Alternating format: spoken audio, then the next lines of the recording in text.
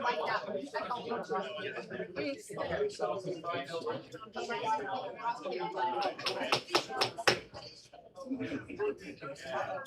All right, we're gonna get started, moving along. I think we're getting ready to get to a place that y'all are all here for.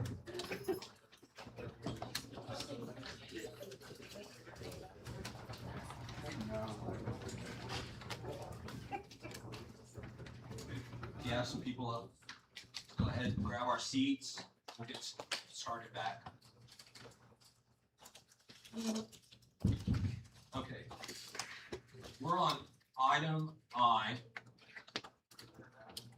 The discussion, consideration, and possible action on PZ 2026-002, a proposed amendment to the city's comprehensive plan, specifically the future land use map.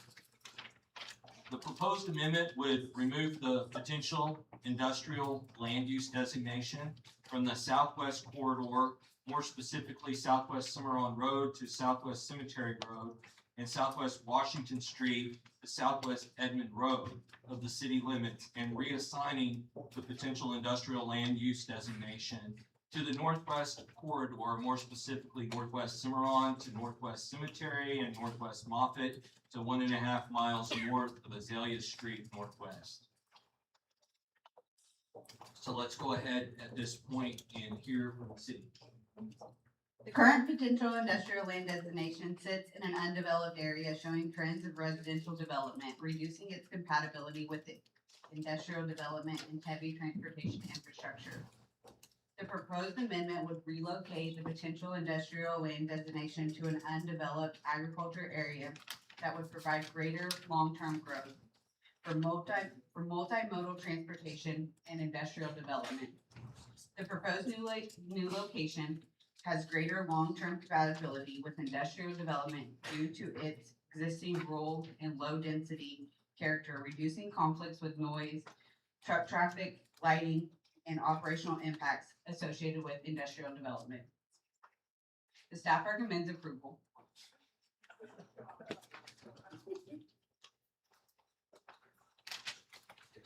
Go ahead. Trying to manage all these speaker requests. Shauna Nelson, are you on data center or the land use map? Shauna Nelson. Yeah. Are you on land use map, data I was center? on from this point on, Yeah, so. so from this point on, I want to talk. Okay, yeah, you just didn't put it on there, so I didn't know which one. Okay. Yeah, well, so there's. Yeah, there's like there's 8 another, videos on there. Oh, she did Hold on. two. and here, this is it. Oh, you did both. Okay, I'm so apologize. Everybody else had listed items. Here's all the ayes, these are all the This is, text. this is already. We're good.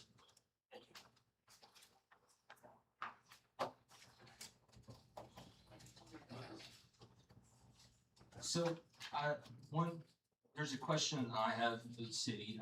I'd like to ask, just, as we were looking at, so we're looking at the, the comp plan, but also this future land use. What was it that, why did we decide to relocate? When I started as the city planner, I noticed that the industrial area was sat in a place that we consider residential. It looks as the current trends of growth of residential keep growing farther to the west.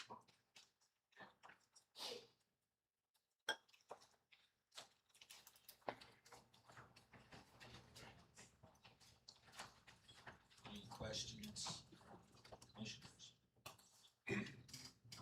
Can you explain to us, what future land use actually means?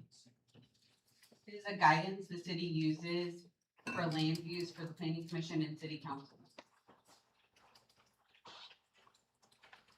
So just to clarify, right now with the way it sits, we would be looking at industrial business coming in to 164th, right past the school. Correct. So you have truck traffic, construction, all sorts of things that come with the industrial aspects. Yes, Going sir. past the school, more than likely to get to Piedmont or go south. Yes, sir.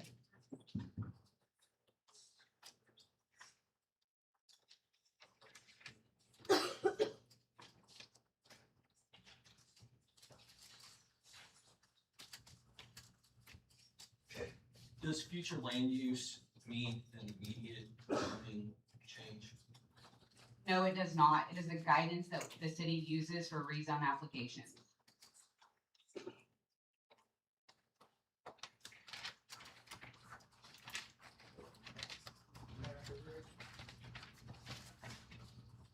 Any other questions? Can always go back to these questions. So, yes. So, we're going to open this up for public hearing. And just remember, you have a 3-minute time limit. And we're gonna set an overall time limit initially at 20 minutes. So each individual has 3 minutes. And then we'll do a 20-minute overall time limit, at which time, if everybody hasn't been able to speak, we'll look into that at that moment, so. All right, so the first, speaker, that I'm gonna call on is Shauna Nelson. Please come state your name and your address.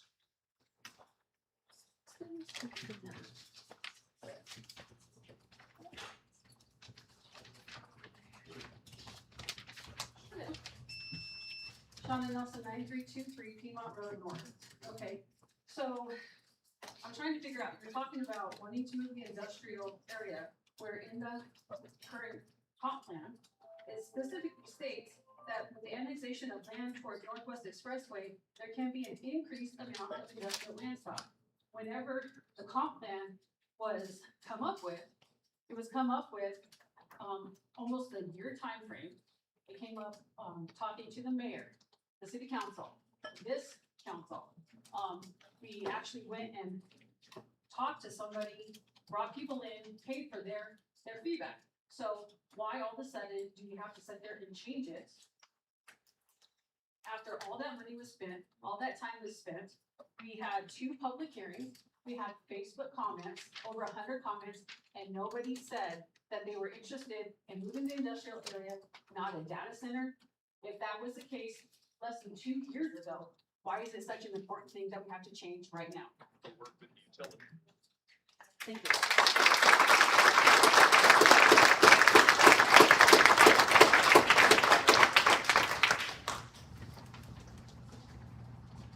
Okay, next speaker, Kyle Cornman. Please state your name and your address. Kyle Cornman, 7562 Northwest Lorraine Drive. First of all, I want to thank you guys. I know this is a thankless job. I've sat there for years, and I think the city's on a pretty good path, and it has been for a long time. Josh Williams and Julie, you guys have done a great job. I want you to know that. I'm going to start reading a Bible verse, Proverbs 29:18, where there is no vision, the people perish. As most of you guys know, I served on the Planning Commission for several years, which is why I'm concerned about the proposed amendment to the comprehensive plan before you tonight. I've lived in Piedmont my entire life, and I truly believe our city is on a great path.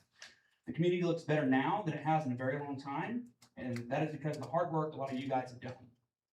The comprehensive plan wasn't thrown together overnight. It took years of work, public meetings, town halls, committee discussions, and input from residents who care deeply about the future of this community. The purpose of the plan was to create a roadmap of growth and development so decisions could be made consistently with a long-term vision in mind. One thing that concerns me is that there's yet another item on the agenda, there's multiple items on the agenda that have been evaluated based on whether or not they're on the comp plan or whether or not they go along with the comp plan. And I think that it's important that we take that into consideration on changing this industrial space. We spent a lot of time, we all sat there, we sat in town hall meetings. I got invited to a meeting where we were bought Jersey mics and got to sit and listen to a whole presentation. It was very, very well thought out, and everybody spent a lot of time on that. I think it's going to create a precedence that if we amend this comprehensive plan, what is going to prevent future applicants from making the same requests? If this amendment is fulfilled today, what is the best basis for denying the next amendment request tomorrow? At some point, the comprehensive plan stops being a roadmap and becomes a document that can be changed whenever it's convenient. The question before this commission isn't whether data centers are good or bad. The question is whether this proposal conforms to the comprehensive plan that this community spent years creating. I worry that we're looking at a short-term revenue opportunity while potentially creating a long-time planning problem. Once the precedent is set that the plan can be amended for a specific project, it becomes much harder to explain why future projects should be treated differently. For that reason, I respectfully ask the planning commission to recommend denial of this amendment and preserve the integrity of the comprehensive plan. If the city believes the long-term vision for Piedmont has changed, then that conversation should happen through a comprehensive public process involving the citizens of Piedmont, not through a project-specific amendment. Thank you.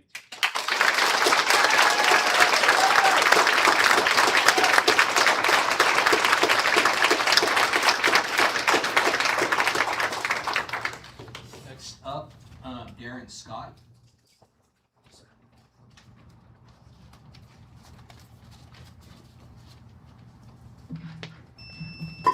Hello, Commission, sorry, Kyle stole a lot of my thunder, so hard to go after that.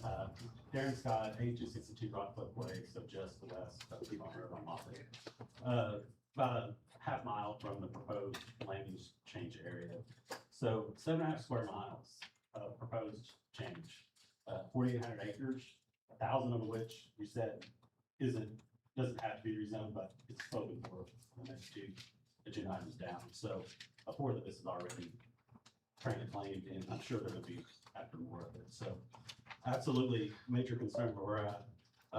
You say that it's a largely agricultural area. I live in the neighborhood, 2.5 acre lots.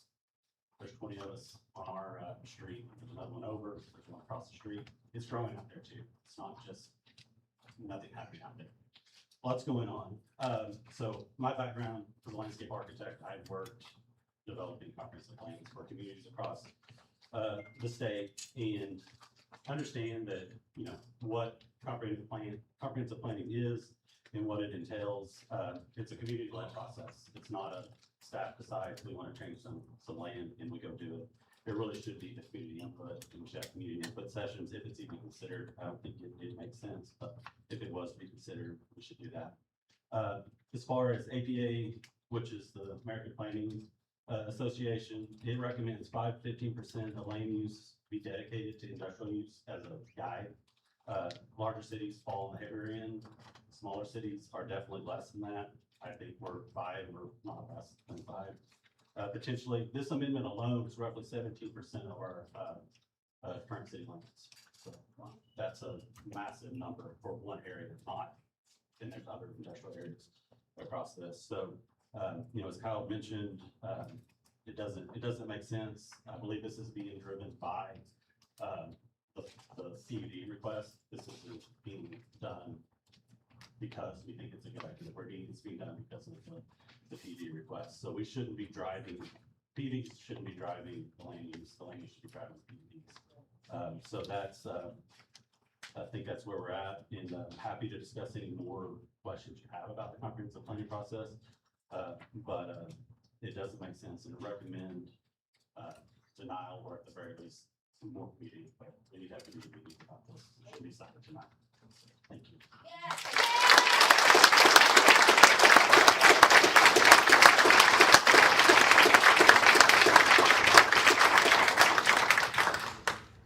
Next up, Kaylee Ball.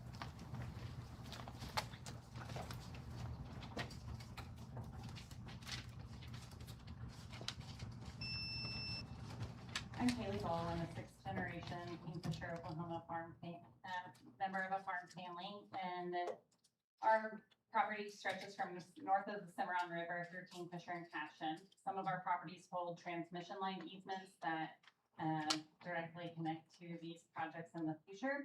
And we have commercial property that has been in consideration for ancillary companies such as a natural gas generator company.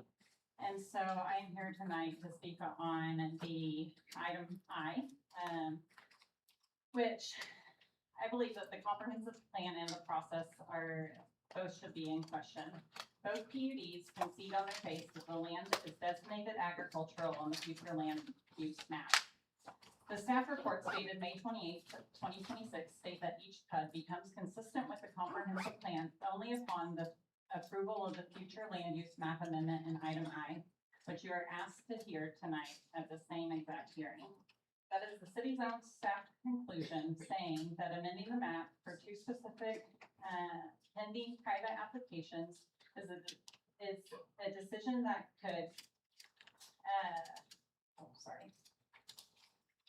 is a decision that could directly impact these properties in particularly, which I believe is a sequencing defect.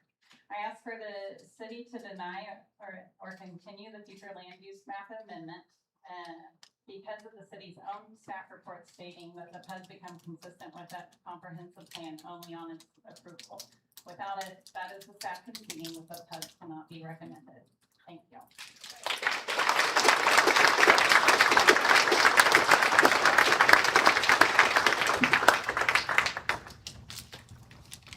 Next up, Amber Ramsey. Amber Ramsey, 2838 Cheyenne Way, Piedmont, Oklahoma. Again, we have an inaccurate public notice.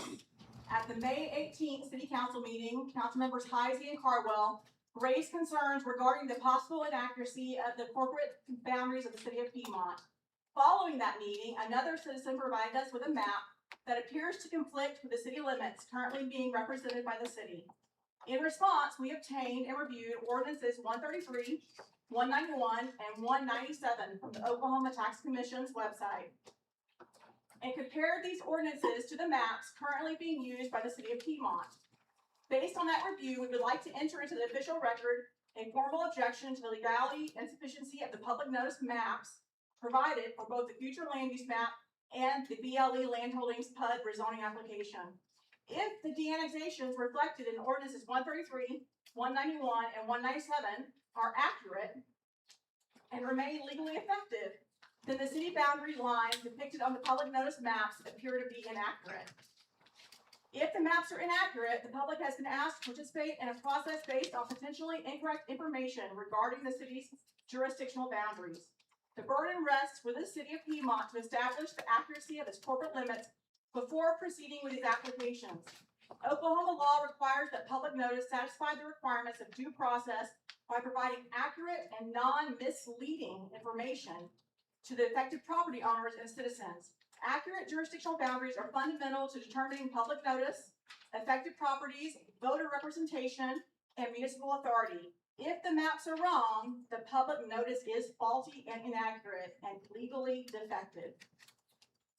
To protect the integrity of this process and avoid the risk of future legal challenges, I respectfully request that the Planning and Zoning Commission and City Council table these items until the city can: 1, verify and publicly establish its true corporate boundaries; 2, formally on the public record explain any discrepancies between the ordinances and the maps being used by the city. So in other words, to find the correct boundaries. 3, correct any inaccurate mapping or public notice materials. And 4, re-advertise the applications in compliance with all applicable legal requirements, if necessary. Proceeding without resolving these questions risks undermining public confidence in this process and may call into question the validity of any action taken on these applications. Of note, it appears the city's GIS map has been taken down or is currently not functioning as of yesterday morning. I have emailed all of these documents to all of you, the city, planning and zoning, and the council, so that you have those as well, and I gave a packet to Mr. Scott. Thank you for your time.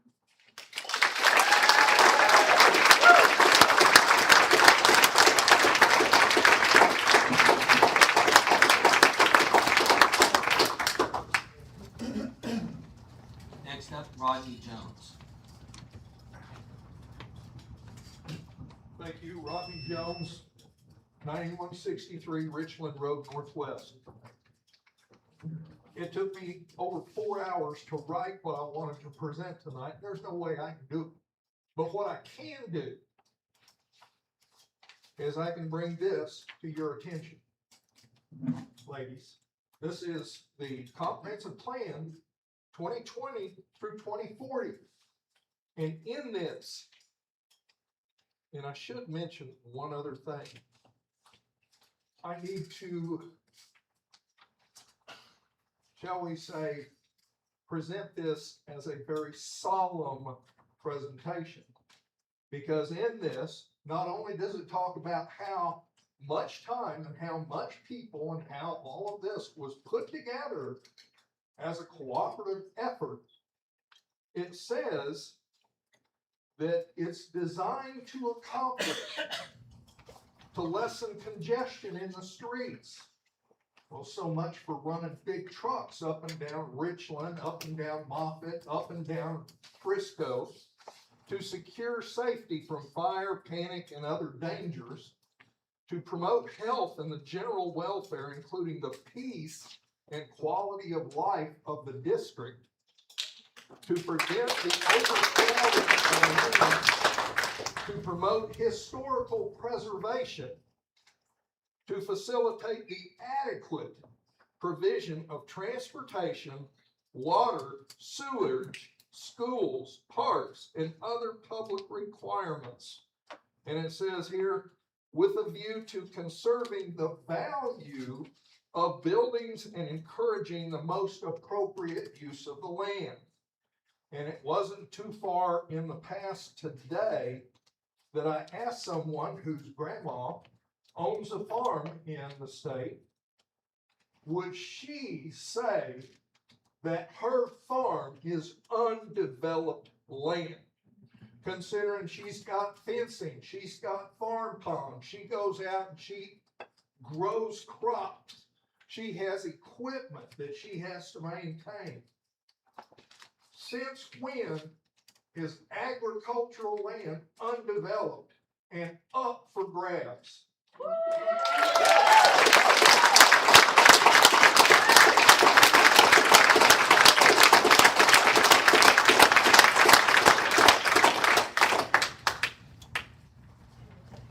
The next speaker is Kelly Work.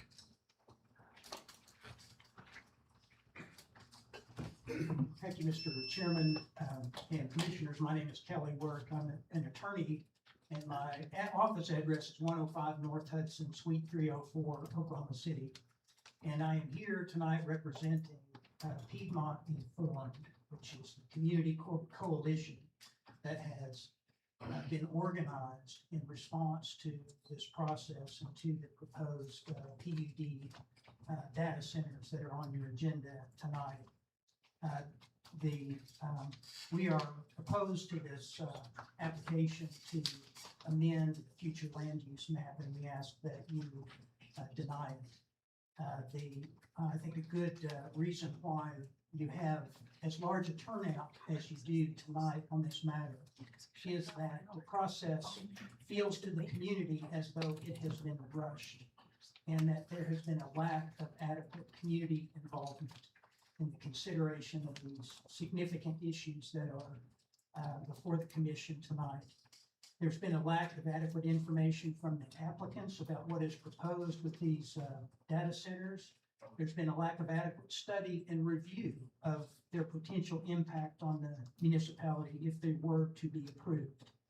If the land use amendment were to be approved, which of course is necessary to facilitate the PUD applications that will come next on your agenda, what has been proposed in connection with those would significantly and adversely alter the character of the surrounding areas and of the city more broadly. This action is being requested in order to facilitate these proposed data centers, and we ask that you not approve it. Thank you.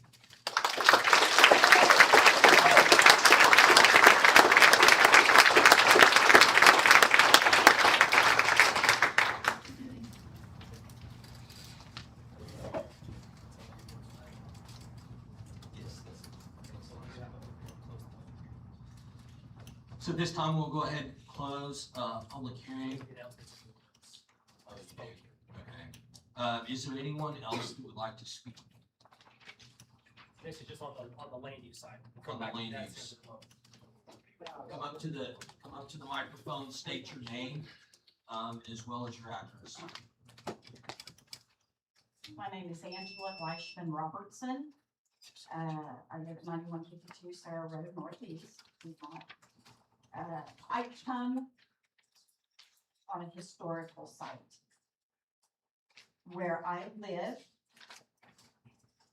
has been there for 137 years in my family. And for you to put a data center in that's going to release forever chemicals and get into my aquifer and force me to have to leave to find a safe place for myself to live and my husband to live. And then you have all the other citizens in your community that are gonna have to face the same dilemma. What right do you have? I was at the presentation when you gave the beautiful presentation on the data centers you went and saw. You saw pretty flowers and the trees and the walking track. Did you look at their EPA reports? Did you go and look? Did you do a deep dive? Apparently not. Thank you.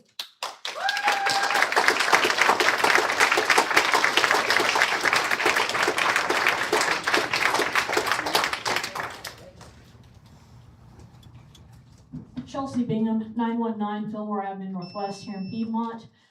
I appreciate the opportunity to speak to you this evening. However, I respectfully request that you deny the alteration to the future land use map.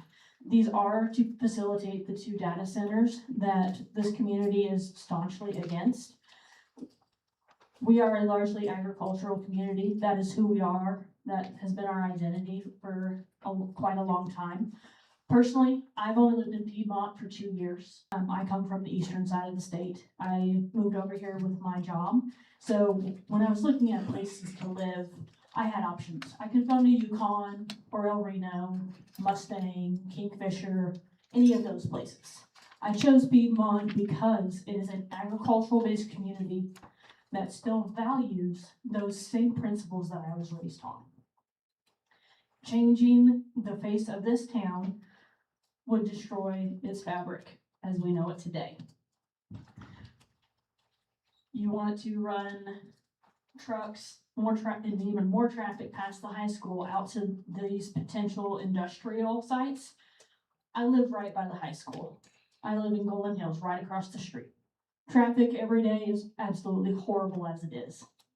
Not to mention all of the water issues that we continue to have as a city. That will be an even greater strain from the data centers if you allow that to go through. Also, polluting our air, polluting our water.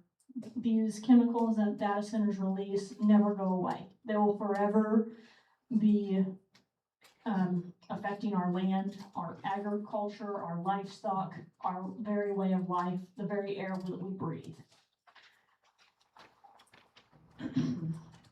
So I'm asking that the commission deny the change to the future land use map and also deny the subsequent rezoning applications submitted by both data centers. This is not something that the Piedmont community wishes to see. We are absolutely wanting our community to thrive and continue to grow. We welcome that, but not in this capacity. And I know that you gentlemen have a very tough job, and so I do want to thank you for being a civil servant. I know that you go quite a ways above and beyond what we see as the community, so thank you for that. But please do not change our community for the worse. We don't want contaminated water. We don't want our air contaminated. If a event center in an existing structure is unacceptable, then these should be unacceptable as well.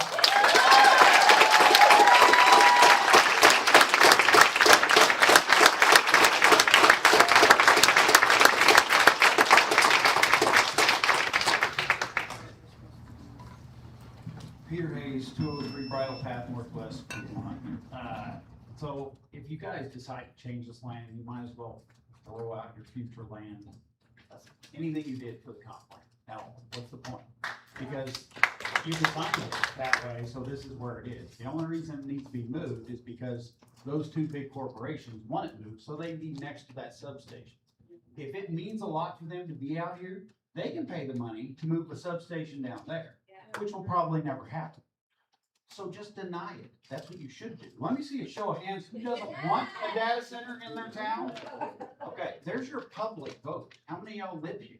Actually live here? I know you said you did. I don't know. You? Okay. So, what do y'all show of hands? Why aren't you voting with the community? That's all I'm asking, is just make sure that you take into consideration, not just the fear of being sued or something else happening, but you already have an established land map. They can conform to the map or they can go away. It's as simple as that. We shouldn't have to bend to their will, they should have to bend to ours. You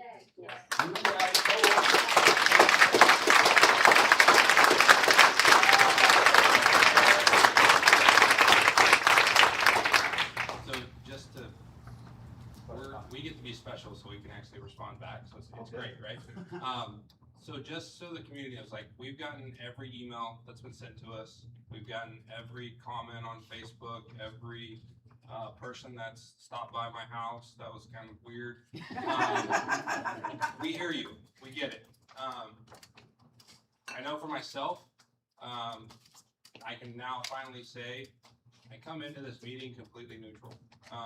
We hear what you're saying, we see everything, but if you haven't gotten a response, it's out of, I responded to one email that I got, and the response, it didn't go positively. I was trying to be, hey, we're gonna respond to everybody, and with city attorney, advice, it's like, hey, so it's not that we're ignoring anybody, I just wanna go publicly and say that. We're not responding on Facebook, we're not responding in emails, so we can respond here transparently. So there is no behind the scenes or deals going on or things like that. At least for me personally, this is where I'm responding, this is where I wanna talk, because I want it to be completely transparent. It's gonna be on the news tonight, everybody's gonna see it. So I just want you guys to know that this commission, we really are trying to stay neutral and just hear you guys, but that's, if you haven't gotten a response, or you got an email, that is the reason why. Well, you just got yourself. Right. But that's why we can't raise our hand or not raise our hand. I know, that was. I know. Somebody will take it. I know he would have been, nope, put your hand down.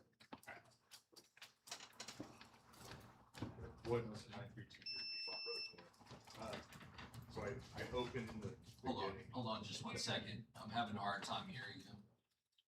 You broke it. Yeah, I can use my big boy voice if that's needed. Use your big boy voice. Do I get a timer pause here? Yeah. Sorry, we'll reset it. It's consecutive from your first time. All right, we get. All right, Dwight Nelson, 9323 Piedmont Road North. You know, I've spent the last 24 years of my life serving our country. So that's what I've chosen to do with my life. I did most of it in big cities, which I hated because I grew up rural. I grew up on an acreage outside of a small town. I spent most of my time there. We had sheep growing up. We had different animals. We had all the things that you would love about living next to a field. When it snowed, we rode our snowmobile down the street through the neighboring fields. In the spring, we cleaned the dust because the plows were going through. I missed it. I got an opportunity to get stationed in Oklahoma. Who knew the Navy was in Oklahoma? Quite a large presence, apparently. But, you know, they said move to Oklahoma. So my wife and I had to make a decision. That decision was to move to Oklahoma. It was go to the East Coast, get out of the Navy, or let them move us to Oklahoma. It's really convenient to be here. It's right in between both of our families and where we're from. We chose Piedmont twice.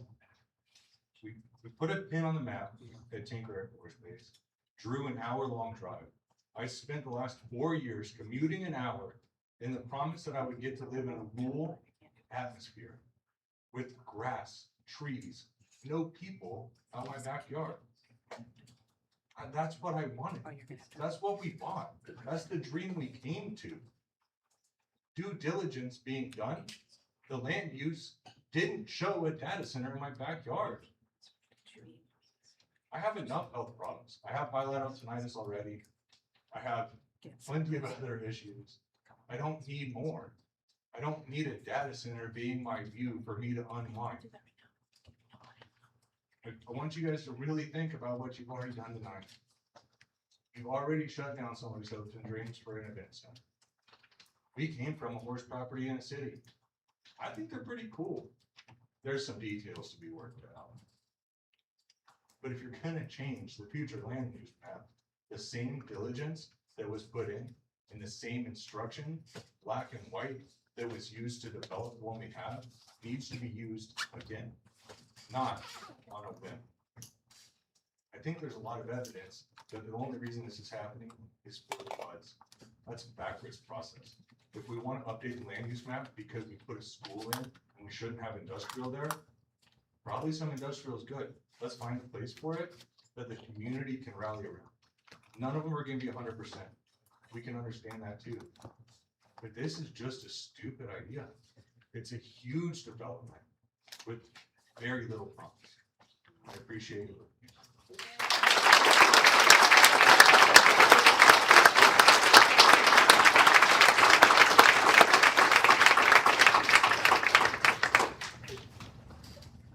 Hey, I'm Troy Mason, 1903 Moffett Road Northwest.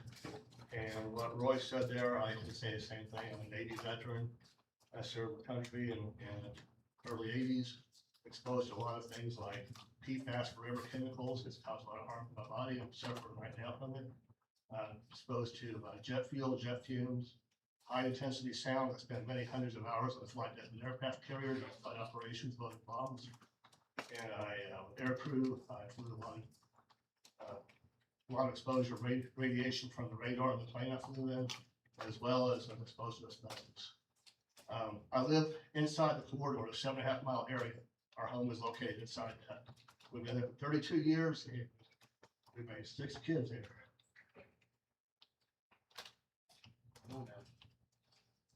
This is really hard. You guys are destroying our future. I'm retired from the post office 32 years. We spent our life out there, struggles, challenges, and we have good neighbors, and we're not wasteland. We're a community out there, and this move is absolutely wrong. I'm suffering a lot of issues with my tinnitus and hearing loss, and having a data center just 4/10 of a mile from my house would be hard. I'm gonna be able to stay. That's all I'm saying.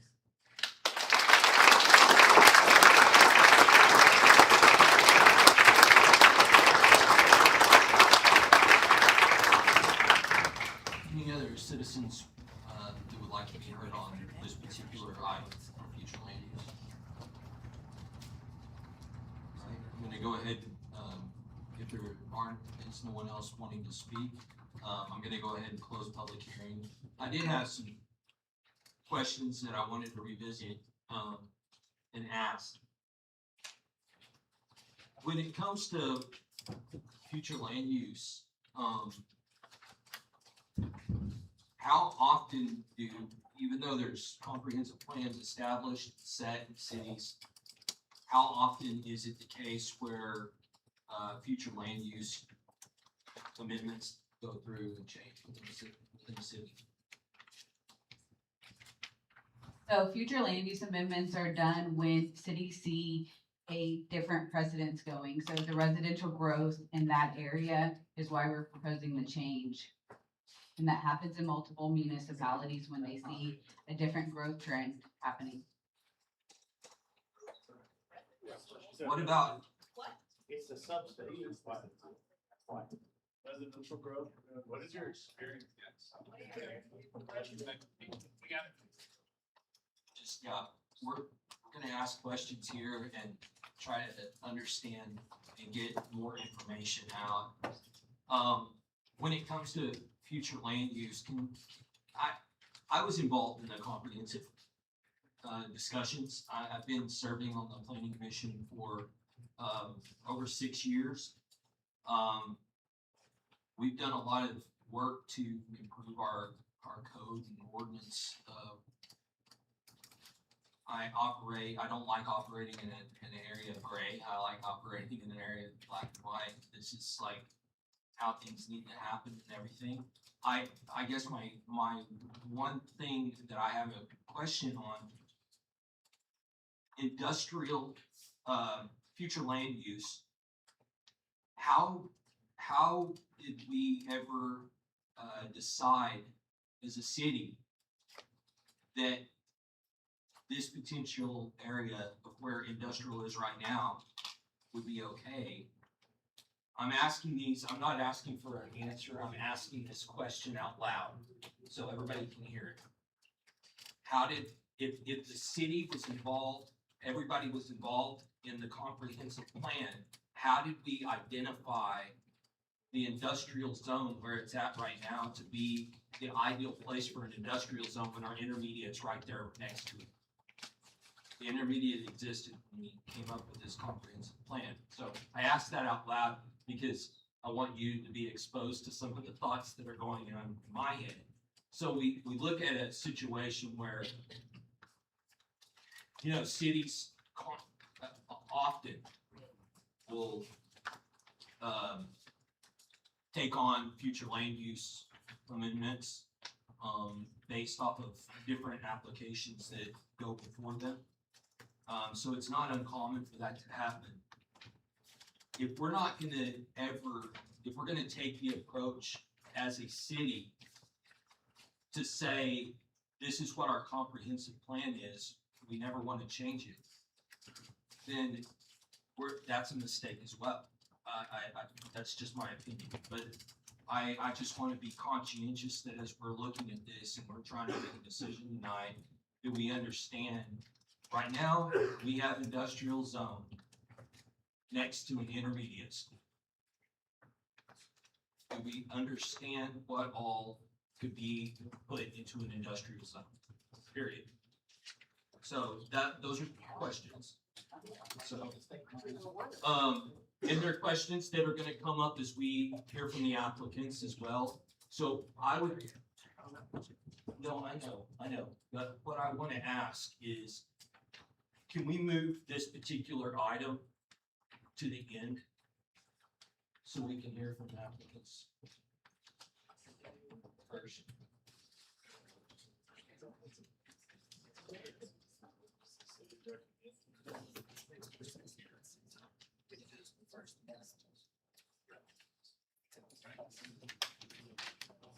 I do have something.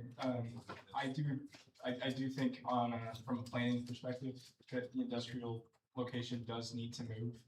I don't think that's a wise place for it to sit right there. That sounds awful. But at the same time, without the legalities of it,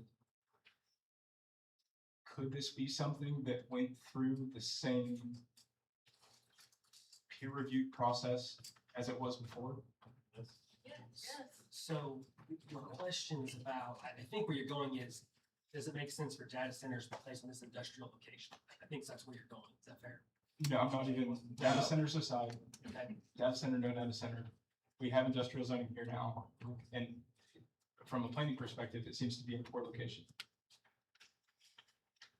Could we put the same thought that was put into this prior, into this same change we're wanting to make now? You make that recommendation to the council. That's your recommendation. You make it to the council. But don't belong to the language designation. What did the city attorney say? I can't hear. We can't hear back here. I said he would refer to the city council in the process. Make that recommendation.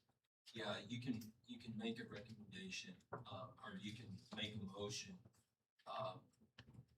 correct? Yeah, you can make a To recommendation. recommend that the city council look at this based off of these conditions that you outlined. It can help you with the wording from a legal perspective for that, if that's the case. Yeah, that's an option. So the question I have, and then forgive me, everybody, because I don't know all of our, what's zoned what, but is there any other place? Just turn this thing. Sorry, turn this thing on.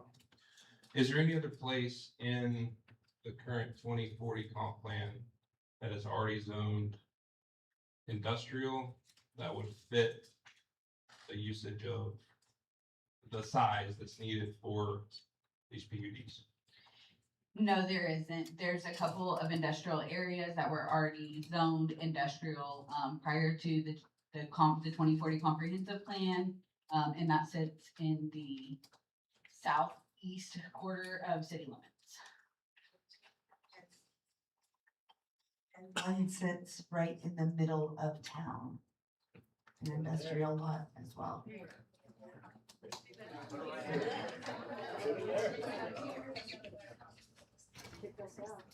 We looked to that area because, like she said, of future growth, there, it's closer to the railroad. There's potential use for an airport. There's way to get traffic there without driving through the middle of town. It has a lot of access points, so there was a lot of other things taken into consideration besides the data centers. We're moving that up to the agriculture area to that part of town. So is this future land use, amendment the city's perspective that this isn't contingent on anything else? This is just contingent on relocating the industrial zone, to a more proper area? That is correct. When I first started as the city planner, I reviewed the comprehensive plan in great detail, and I found several things that needed adjustment just based on the current trends of growth that the city of Piedmont has been seeing. Not to put you on the spot, but that's what you get paid for. As kind of what Asa was saying, and maybe you've already answered this. If you wanted to look at, so the city has taken on the responsibility of identifying the new potential spot. Our comprehensive plan had residents, planning commission, councilmen, lots of input, lots of mind, lots of thought went into it. Is this something that could be sent through that same process to maybe identify a different area? And I bring that up to say, you know, when we had our third party people helping us with the comp plan, 164th out to Expressway was a big discussion of trying to get our commercial growth to go that way. So to me, identifying something that is so far north, away from the plan of trying to get 164th to Expressway as part of our commercial and industrial, kind of seems counterintuitive. But just saying that I know a lot of thought process went into this, and we haven't, this is the first time we're seeing this publicly, first time any of us have been presented this, except for Friday when we got the packet sent to us.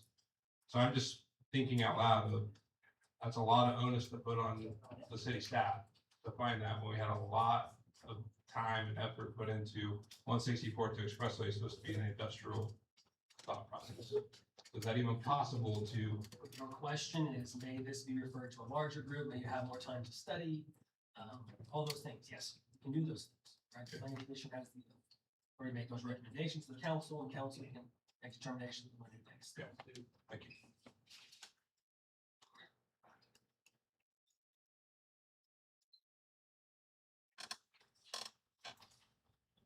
Daniel, if you'd like to say that in a way where I could. Can I make a motion to actually table this with even, or do I need to make a motion to the city council that this needs citizen input? Yeah, I think that'd be your recommendation, right? I think you said you would refer to the council with a recommendation to take no action and to have additional study. Okay. That's how you. Okay. And again, this is a recommendation. Correct.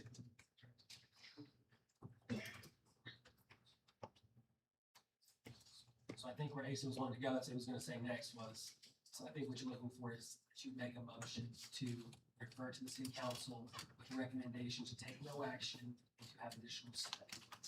I would like to make a recommendation to move this to the city council to Make a recommendation. to take no action, And have additional study. have additional stuff. I second that motion. The motion is second, that's probably. Okay. Vote or have debate. Any debate?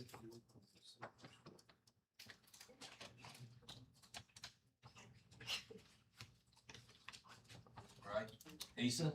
Aye. James?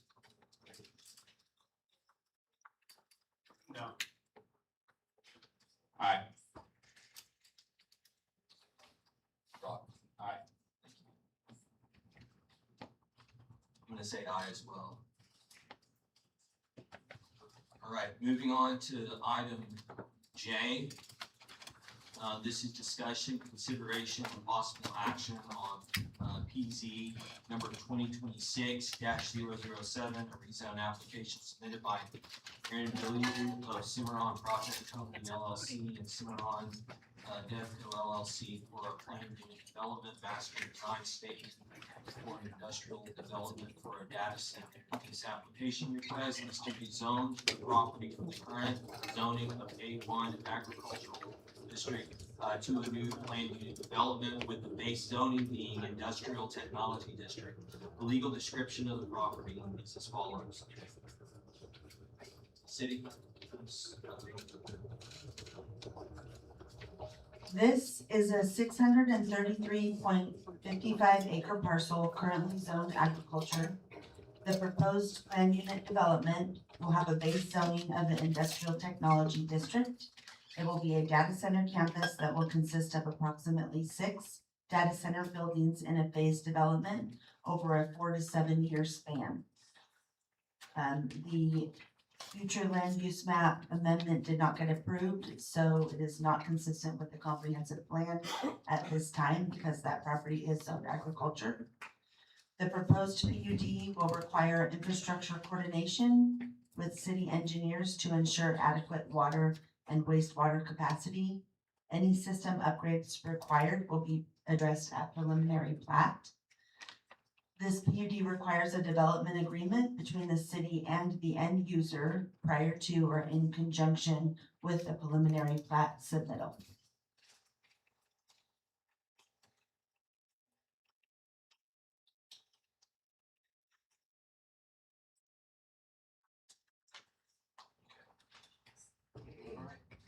Let's go ahead and hear from the applicant. All right, yeah, thank you for everyone for taking the time to hear us out on this proposal. As indicated, this would be the first project, I believe, in the city that would be under the industrial technology zoning classification. So we'd like to make just a bit of a presentation to kind of inform you about what data centers are about, what we're proposing. More generically, a bit about Cloverleaf, was the company that I work with, and then talk more specifically about the actual proposal for the project. Cloverleaf, we are essentially a powered land real estate developer. Most of our founders, or a lot of our staff, has come from Microsoft and from Meta. We have developed data center campuses all over the world with our former employers, as well as some of the largest powered land data center campuses in the US that are being built out now by hyperscalers and large co-location companies on behalf of those hyperscalers. So the Cloverleaf standard, we really work from 3 pillars that really informs all of our decisions. The first is transparent engagement and information sharing. As you are all aware, we have no NDAs with you. We have no NDAs with anybody from anywhere in the country. We host voluntary open houses. A few weeks ago, we were at the high school. See many of the people from the audience. Very pleased that they came out, heard what we had to say about the data centers, and learned a bit more about what we're proposing. We also publish everything about our project onto project websites, which we have for this project as well. We also put in meaningful local benefits and into the communities that we work with. We directly engage with the stakeholders and understand what the needs of the community are to make sure that we're providing things that are important and meaningful to the community rather than simply what we think is important to the community. We work with local foundations, community foundations, to administer those programs. And we do make early charitable contributions to whatever the priorities of the community are. Then the last principle is really responsible development and protecting the community. So protecting natural resources and improving the quality of life, mitigate the negative impacts to roads, water, noise, and views. And we also pay our way for everything. We will not ask the city to build any roads on our behalf, build any water infrastructure on our behalf, anything that needs to be done, either pre-construction, during the construction to support the actual project, or at the conclusion of the project, rebuilding roads and whatnot after construction is done is something that we absolutely do. And we very much are supportive of paying our own thing. So what is a data center? Data center is essentially a large logistics warehouse with a lot of power and cooling equipment going to it. I understand the concerns of some of the people that are discussing data centers. Some of those things have been true in the past. There has been noise issues with data centers in places like Northern Virginia. But I can assure you there is no emissions coming from the data centers. There are no forever chemicals in the data centers. A data center is a large secured facility. Again, it looks very much like an industrial facility or a logistics warehouse. It just has more mechanical and cooling equipment. The way they're designed today, that equipment is tucked to the inside, and we will adhere to the sound limits proposed by the city for the zone. So, for instance, I believe the zoning calls for 60 decibels. During the day, my voice while I'm standing here speaking is louder than 60 decibels. Just to give you a sense, I'm right around probably 60, 62, maybe 65. So we would commit to making sure that the noise that's coming off of this is not disturbing the neighbors. So, you know, how do data centers power your day? What are the things that it does? Literally every transaction, everything that we do in modern life is coming through data centers. So anything that you're looking at on Google, Netflix, credit card transaction, your online banking, the way utilities are regulated. Everything you do like Google Maps and Waze, that is using artificial intelligence to take the data that's out there and aggregate that in a way to allow you to navigate more quickly. Things like precision agriculture, weather patterns, crop health, soil conditions, all of that are benefits of AI and data centers. I won't go through all of these, but I will jump down to one that's near and dear to my heart is the healthcare, the early diagnosis of cancer treatments and the things we're able to do with radiology. That is all being powered by AI and why data centers and AI are so important to everything that we do.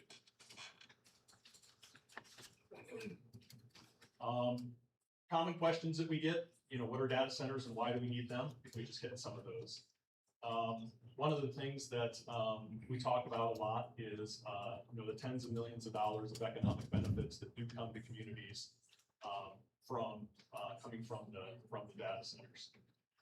People are concerned about the jobs that are in the data centers. You'll hear rumors that, you know, there's 5 jobs or there's 10 jobs. A recent study out of the University of Southern California indicates that large-scale data centers like we're proposing here have about 0.3 of a job per megawatt. So what that means is a gigawatt scale facility, similar to what we're talking about, would have roughly 300 jobs. So those are the high-paying jobs, and many of those jobs do not require 4-year education. The largest job category in a data center is server technician and fiber technician.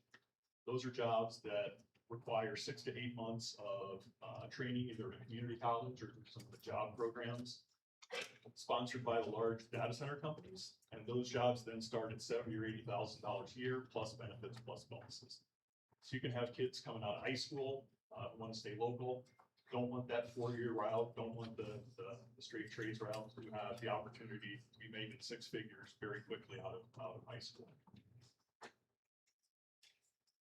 We talk about water, which I know is a huge concern. At the open house, it was the #1 topic that we talked about. The data center will use a closed loop cooling system. Closed loop cooling system is very similar to what is in your car. The heat from the servers is rejected into a continuous loop of water that is circulated, and it's completely vacuum sealed. And so there's no loss, so there's no topping up, there's no flushing out of the system. And so once that system is filled, there's no water used for cooling. If you Google, do data centers use water for cooling? You will find that that is absolutely true. I personally have sourced data centers that consumed millions of gallons of water per year. But that was in 2019, 2020. The new data centers that run the AI chips do not consume water. the only water that this data center will be consuming is for the domestic uses. So that's the toilets, the bathrooms, showers, things like that, the things any of us would have when working in an office building. And any infrastructure that needs to be built, there's concerns in the area, particularly over the transport, not so much the supply, but the actual transport. We understand that there may need to be a water tower built, and that is something we would absolutely fund. As well as any upgrades to the lines that we need to get to that water tower, which in addition to serving the data center also has the benefit of increasing water pressure, and then others who are not connected or the lines to their homes are too small would have the opportunity to get connected as well. We talked about talked a bit about the noise. Again, we would make the commitment to stick at that 60 decibels. And then the last one, which is cut off just a bit, is will the data center cause electrical rates to rise? I think you all saw that the governor has signed a bill here that the data centers have to pay their own bill, which is something that we have always advocated for. At Cloverleaf, we call it cost causation principles. Any costs that we cause, we would pay for.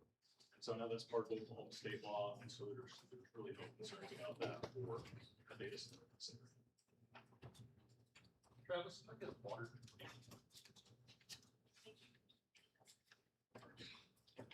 So this is kind of the highlights of your data center ordinance.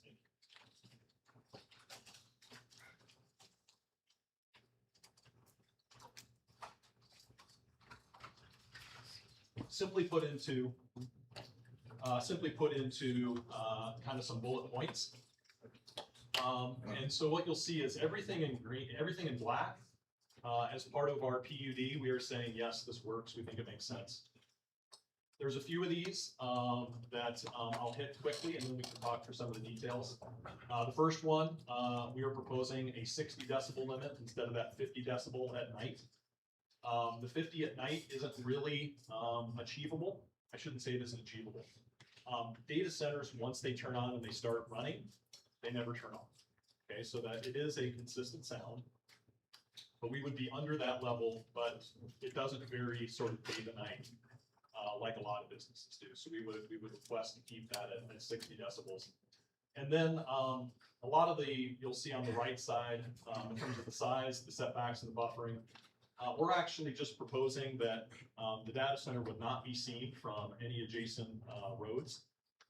And we will accomplish that through berms, the angles, just the height, the slopes, all of those things that we would make a more broad commitment for full screening rather than try and follow a prescriptive number that may or may not work. So again, water consumption, we talked through this. I think we can probably, well, let's hit this. We did request about 75,000 gallons of water per day. Again, just to get that initial fill into the system, get the closed loop system done.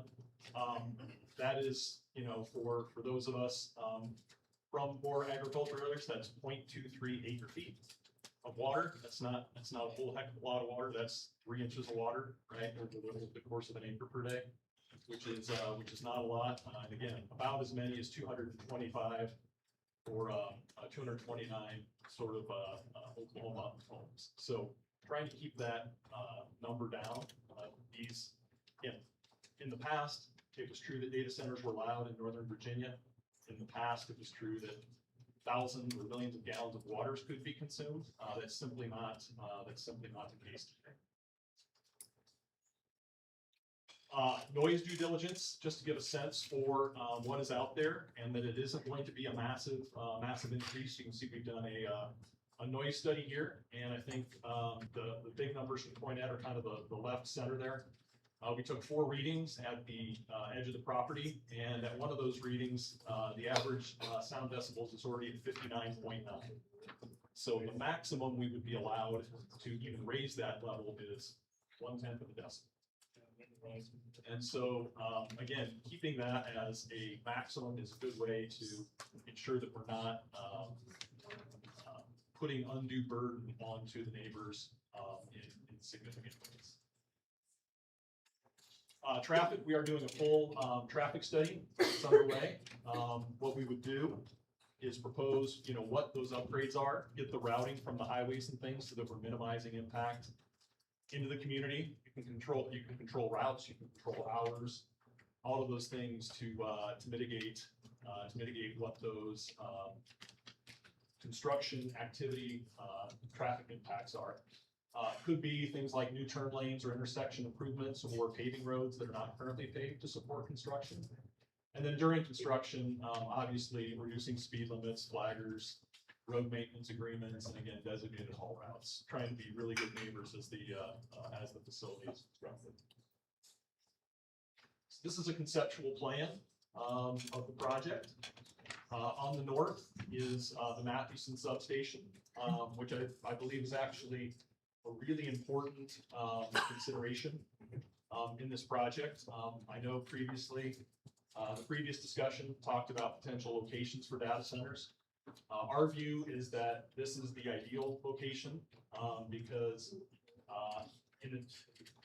the one thing that people really dislike worse than data centers is transmission lines. And so if we start putting this somewhere else or on the other side of town, we're now looking to build several miles of transmission, which is going to impact even far more people than the neighbors around us. So by building the data center where the existing electrical infrastructure is actually, from our view, a very responsible way of dealing with developers. But again, where the infrastructure is. So what we're proposing is kind of the north and eastern section is that we would have the data center campus proper. You'll note that there's 6 buildings there, around 350,000 square feet. That's a conceptual layout at this point. The reason we have a conceptual layout is, as a real estate developer, we have not identified who the end user of the facility will be yet. Once we get the planning and the land contracts in place, as well as the agreements with the utility, we will work with the hyperscalers and the co-location companies. So hyperscalers are people like Google and Meta and Amazon, Microsoft. And then the co-location companies are companies that sometimes come in and build for those same customers. You may have heard the name Vantage, ETS, Align Data Centers.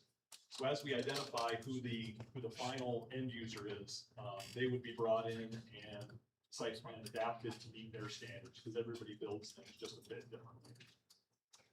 You'll also notice on the southwest portion of the proposed layout, we do have a gas peaking plant. So that's a natural gas plant that would not run all the time, would only run during those peak hours, because during most of the year, there's enough electricity with the existing assets that the utilities own to be able to power these large scale data centers.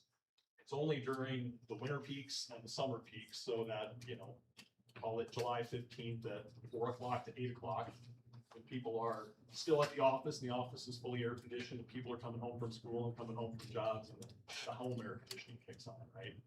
So that's what the peaker plant is designed to do. It's really just pick up those peaks, so it's not a plant that would run full time for generation. These are a couple of cross sections that are a bit hard to see as I look at them from here, so apologies for that. What these are designed to represent is, from the different areas in the bottom left, you'll see we've got 3 red arrows. And what this is showing is, this is a section from the road. So for instance, on the top there, you've got a person standing on the road, you've got the landscaping, you've got the berm, and you're looking at the sight lines. And as you can see, those sight lines would go completely over the building. So you wouldn't be able to actually see the building at all. And so this is the commitment that we're looking to make on the project in general, is that literally the neighbors would not see the data center.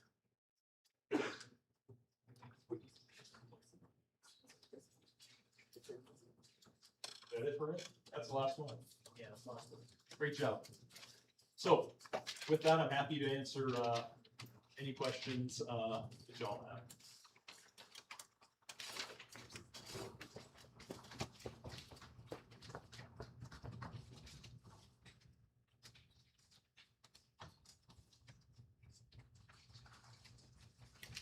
So, Aaron? Excuse me, can I ask a question? May I ask a question? Is this question and answer time? No, not yet. So, my thought process, since the previous room and did not pass, or took no action, and needs to go to council, that this just needs to be tabled until after that.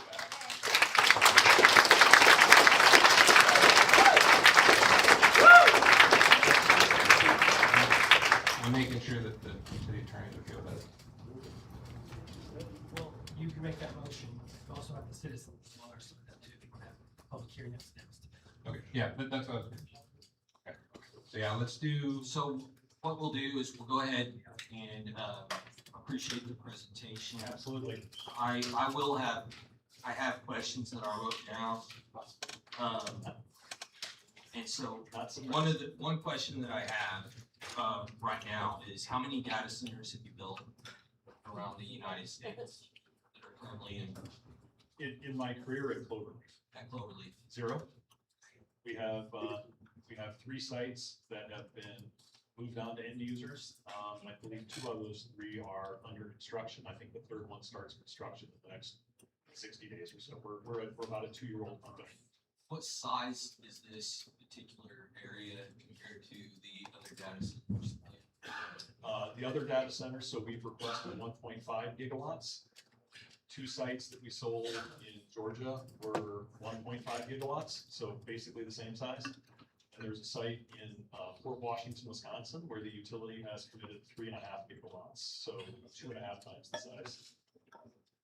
What made you select this particular area? I know you mentioned the transmission lines, but what else? That's 95% of it. So the way the data center industry works, the thing, you're starting to see data centers starting to pop up, like for instance, in Kansas, you're starting to hear about them. The first criteria, and this goes all the way back to, so by the way, my background, prior to coming to Cloverleaf, I ran the global team at Meta, and I ran the global team doing basically this work at Microsoft before that, so all over the world. In the US, the #1 criteria for the hyperscalers to locate is there a sales and use tax exemption at the state level? So Oklahoma has had that sales and use tax exemption for a while, which means there's no sales tax on the servers or on the personal property, so the air handlers and things like that that go into the data center. So once the state puts those in place, then the state is kind of becomes attractive. And so that's why, again, you're seeing things in Kansas. So the #1 criteria is, Oklahoma has that exemption, which is why you've seen, Google be very active, for instance, in the state for a number of years.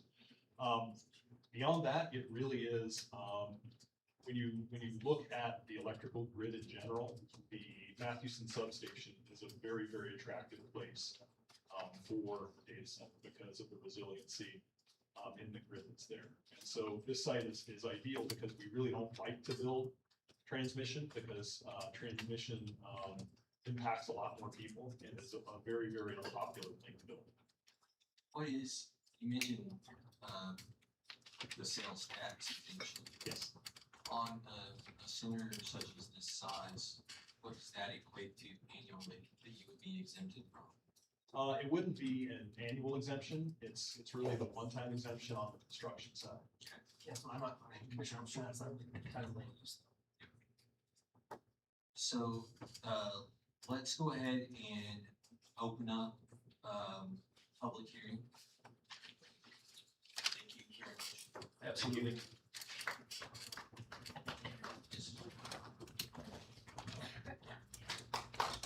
Okay. So we're opening up public hearing. First is, Dana Cunningham.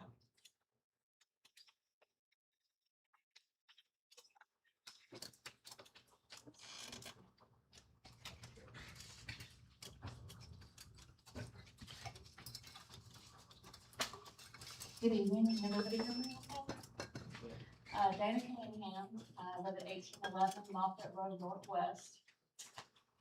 I've lived in Piedmont since 1976, and I graduated from high school out here. My husband and I raised a child here, She also graduated from Piedmont, and my parents, whom I'm still blessed to have with me, also still live here. I've stayed in Piedmont all these years because of the ruralness of it, and I live in a house within a mile of the proposed area to be rezoned as industrial. The house was built in 1933 by one of the founding families that established this town.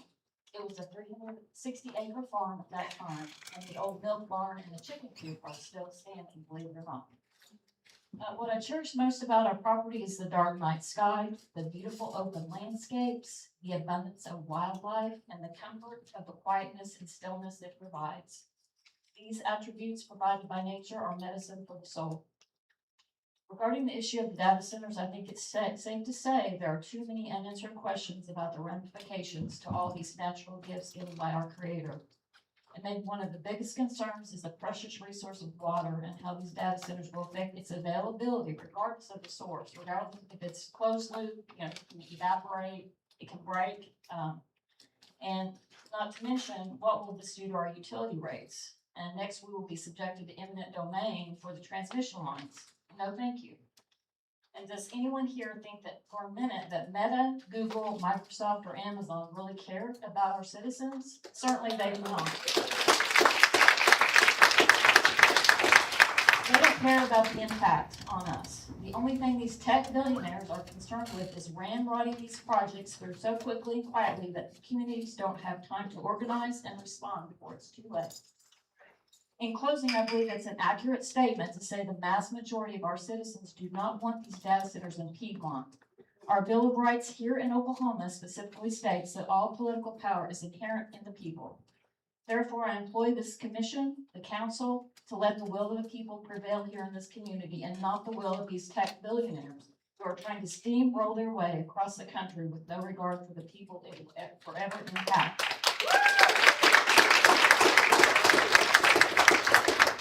Let it be said of Piedmont that the citizens are in control of our destiny and not the billionaires.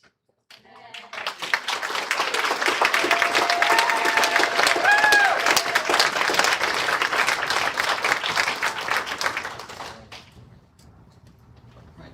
Virginia Patterson. I think I said that wrong. Pattinson. Virginia Patterson.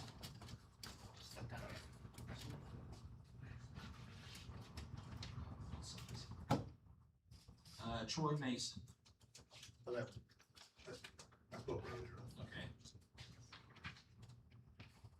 Angela Robertson.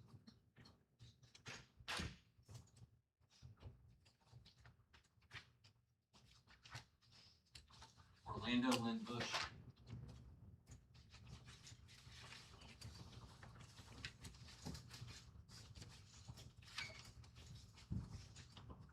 First and foremost, giving honor to God and the ability to be able to speak clearly and plainly. I thank you all as I am here, not only on my own behalf, but as a candidate for governor for the state of Oklahoma. So let me just address a couple of issues. I was clapping a while ago while we were getting our marketing briefing because I also have a brand new truck that's about 60 years old with 4 tires on it that are bald, and I can kind of put a coat of paint on it and sell it to you. What we have going on here with these data centers is that, one, they are of a strategic value, first and foremost. Most people don't recognize that, but everything that we do using these cellular phones and everything, it's a requirement that we, in the strategic race to have AI and so forth, that they do have some strategic value. But on the other hand, why are we so quick to put them in agricultural communities? Claremore did the same thing, 156 acres. 3 commissioners signed off on that. And so again, we're destroying farmland, the ability to feed our generations of children, because we want a data center that's going to employ less than the average individuals in order to keep a family or a community running or viable. Again, when we start talking about the health issues with what he say is not a forever chemical, it is. Matter of fact, we use forever chemicals if you have a non-stick pan. They use the same compounds and so forth. So when we're using, he says this is a closed loop water system. Well, every radiator has to be flushed every now and again. Where is that water going to go? I think the strategic plan and contingency plan of these data centers to keep our agricultural lands and to keep our people safe from cancerous products and so forth is not on the table. We're not even looking at it. We haven't even dissected it. Matter of fact, state representative in Tulsa, Clinton, I think is her name, she did a nice study on that, her own research about these data centers, which she concluded that about maybe 10 jobs after, it's been set up and run, because it'll all be automated after that. You have little robots running around doing what needs to be done. So again, in these rural areas, once again, our school system, education, why do you think they're not educating our kids to be top-notch engineers? Because like he said, you don't even have to have a degree. 6 months of training, and we got, some type of human animal in there doing the job. So again, for you all, I know it's a hard decision to do and to send back to the city council, because again, once I'm governor, we're going to do an audit on every planning committee and every individual commissioner that has anything to do with the environmental lifestyle quality for our citizens in the state of Oklahoma. So again, I would behoove everyone that if you have to make a decision on what to do, think about your grandchildren, your great-grandchildren. Think about your livestock. We just had a gentleman that was trying to sell his, horse farm or whatever it was. Again, we took great leaps at that, and we also made a decision to allow not the 1.2, but 1.5 and even 2 animals on that property.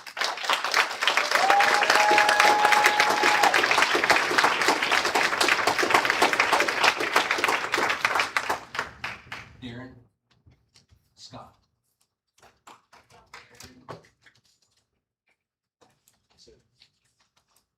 All right, so a lot of these are just generally questions.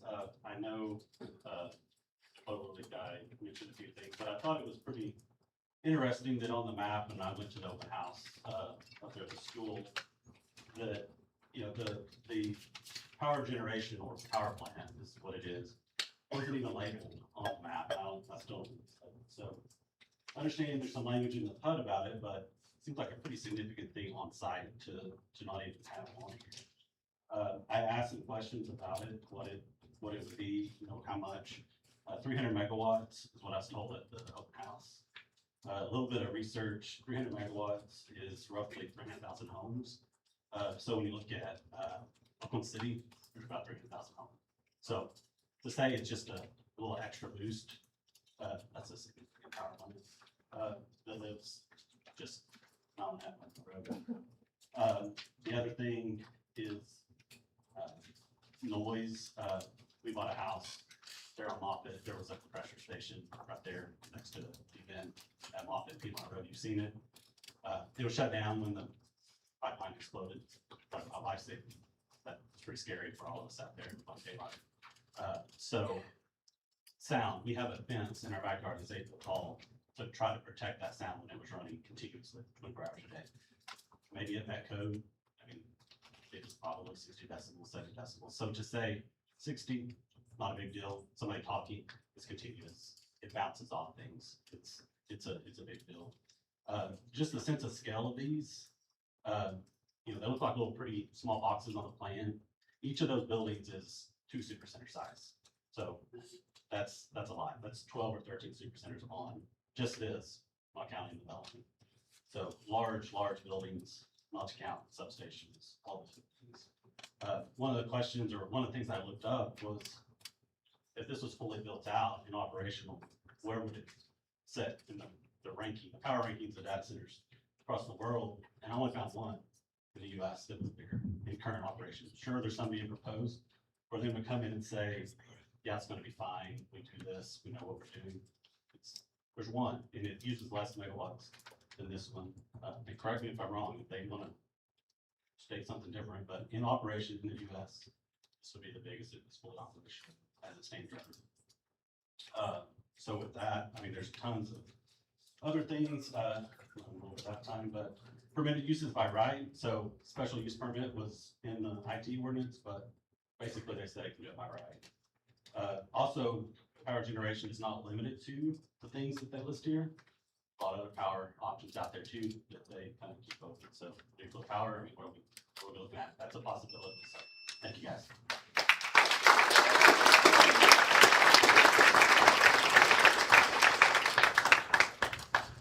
Catherine Owen.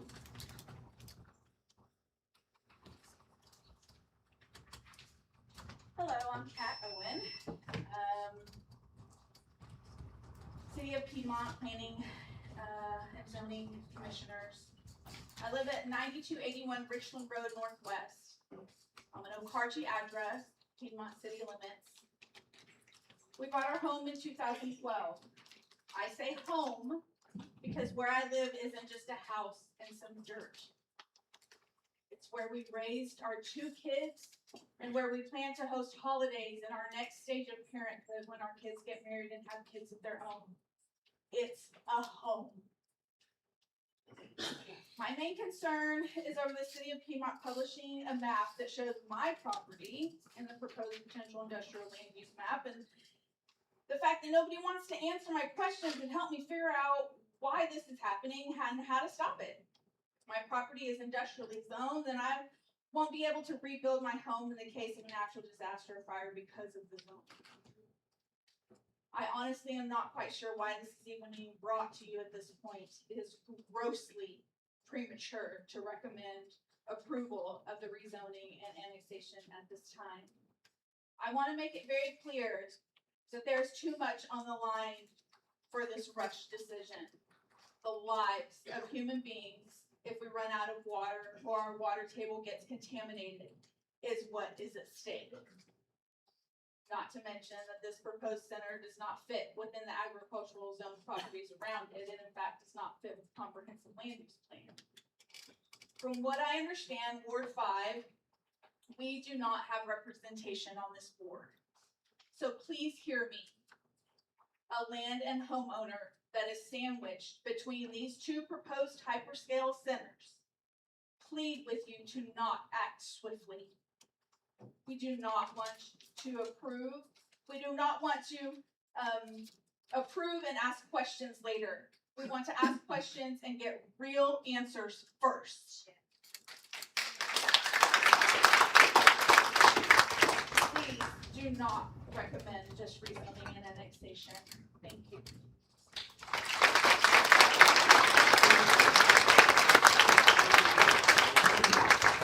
Pause. She mentioned she's been trying to get a question answered on her property. Is it possible for us to get her that answer? Kat, can you come back up and specifically ask that question? Patrick, she lives north of me. I think all my neighbors are here.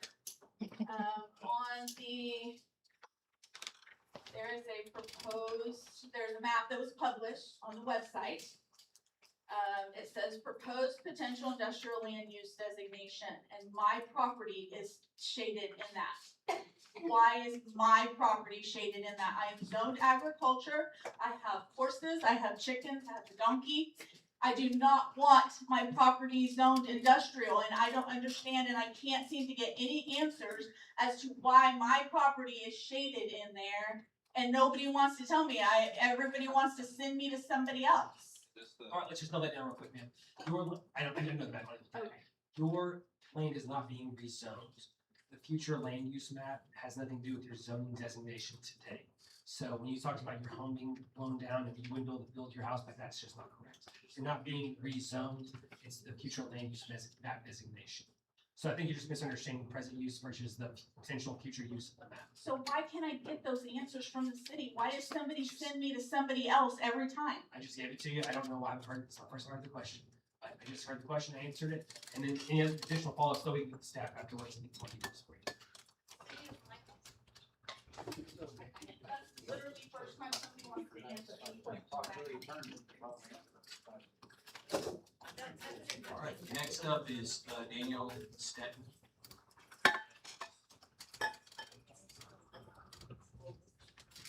My name is Danielle Steckman. I live at 4981 Moffett Road Northwest. This is 450 feet from the proposed rezoning area. I've lived in Piedmont 30 of my 41 years. I am wife of a firefighter, mother to 2 boys, and nurse of 20 years. I am speaking to you to ask that you weigh my concerns carefully before making a recommendation. I respectfully oppose the proposed industrial rezoning request. Approval would cause the way of life we have worked so hard for to cease to exist in every way imaginable. Currently, my boys are passionate about fishing, hunting, and living as true country boys. Increased traffic alone would make their hobbies inherently more dangerous, if not impossible, and steal the joy of their childhood. Our entire family loves being outside to decompress and recharge for life's many obligations. The inevitable change to our air, light, water, and noise level a data center would create would take away the rejuvenating effects of being outside. I'd like to cite several of the Piedmont, Oklahoma 2040 comprehensive plan that are in direct opposition to the proposed rezoning request. Page 9, subject 3 states to promote the health and general welfare, including the peace and quality of life of the district. Subject 8 in part states the regulations shall be made with reasonable consideration as to the character of the district.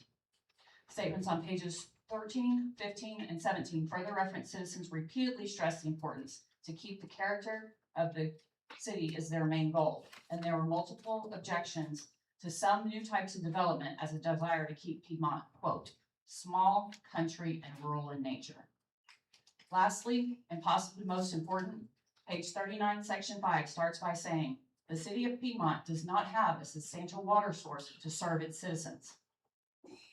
Some may cite this as a reason for the proposal to be approved. Financial benefits could resolve infrastructure issues. While I don't disagree with that, I would like to point out the finite nature of our natural resources. No amount of money can create what no longer exists. 2025 Oklahoma Comprehensive Water Plan created by OWRB, U.S. Army Corps of Engineers, and Carollo points out a projected bedrock water depletion as early as 2030 in Basin 16 of Oklahoma. Furthermore, page 36 already predicts a 51 to 100% frequency of annual surface water gaps by 2030. That's 4 years. Why is this important? Appendix 21 states Piedmont has 100% of its public water system in Basin 64. Page 16 demonstrates that Piedmont only sits on or near 2 minor aquifers. And page 15 says site-specific information on minor aquifers should be considered before large-scale data use. Thank you,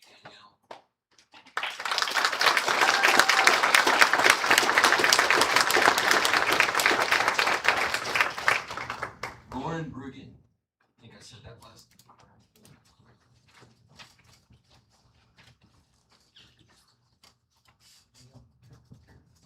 Good evening, my name is Dr. Lauren Brugan. I am a veterinarian. I'm in 11013 Northwest 97th Street, Yukon.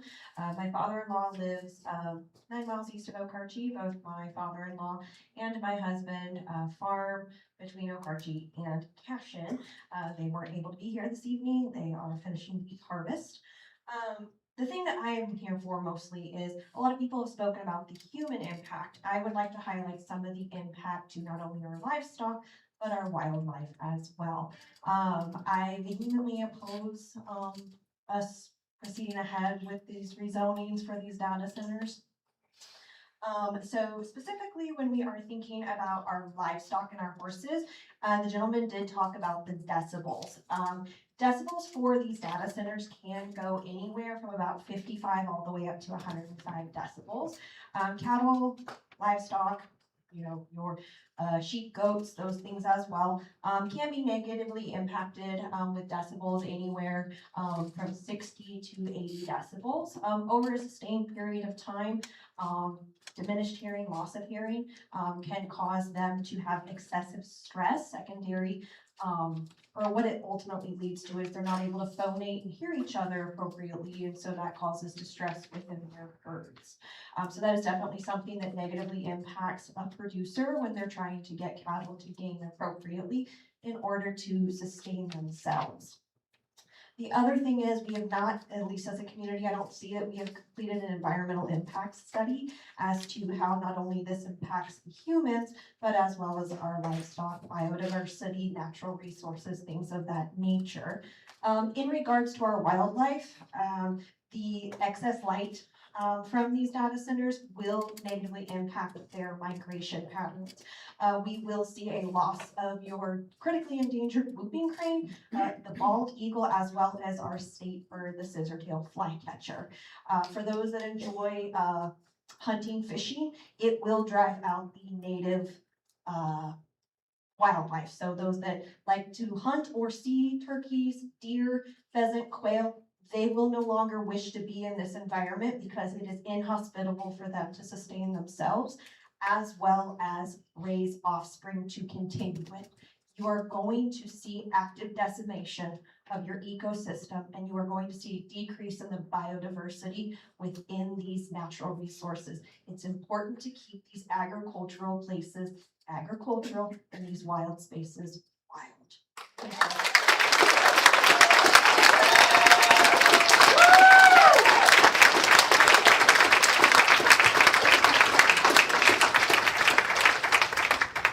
So just so everybody's aware, if I say this incorrectly, correct me, but so like the environmental studies, the water studies, like that's been all over Facebook, it's been all over social media. We are at land use. So all of those studies, if it was to move forward, all of those studies will come. So there's been a lot of comments of, we haven't seen this, they're not happening. That's why you're not getting, I guess, answers on that from the city, if you will. Can I ask a clarifying question then? So they have been completed but not yet formally published? No, there's not, to my knowledge, been an environmental impact study as Brett said. Correct. So, I'm gonna answer you for a minute, just 1 second. This body can, require it as a condition to show successful compliance, like we often do with subdivisions, right? You will approve a subdivision contingent upon, an adequate water study, right? Right. All of those types of things. Yeah, and I just want to say that However, if you look at ordinance, 2026-003, the legal language says, no approval shall be granted unless the city finds that existing or planned infrastructure can support developments without adverse impact to existing users. That calls for a comprehensive utility and infrastructure impact study, water withdrawal, reuse, conservation, wastewater capacity, and treatment impacts. The word Right. shall. Wait, let's go up, come up to the mic. There's. We can do this. Well, Let's let I'll just people- say, Let's let people. hold on, one thing, just, Spoken talk. all I was trying to say is, you're absolutely correct, it can't be passed. So we can make a recommendation to council with XYZ studies to, satisfy the ordinance, and those studies would have to be done. To my knowledge, they have not been done yet, because we haven't even recommended or not recommended.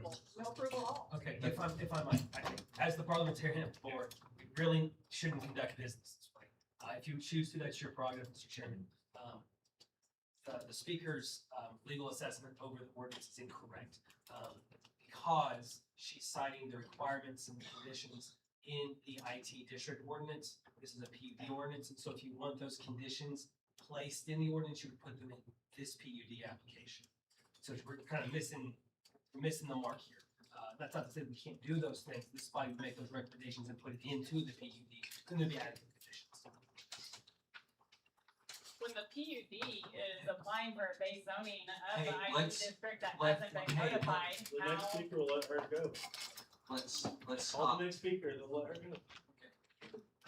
Lana Mullins is the next speaker.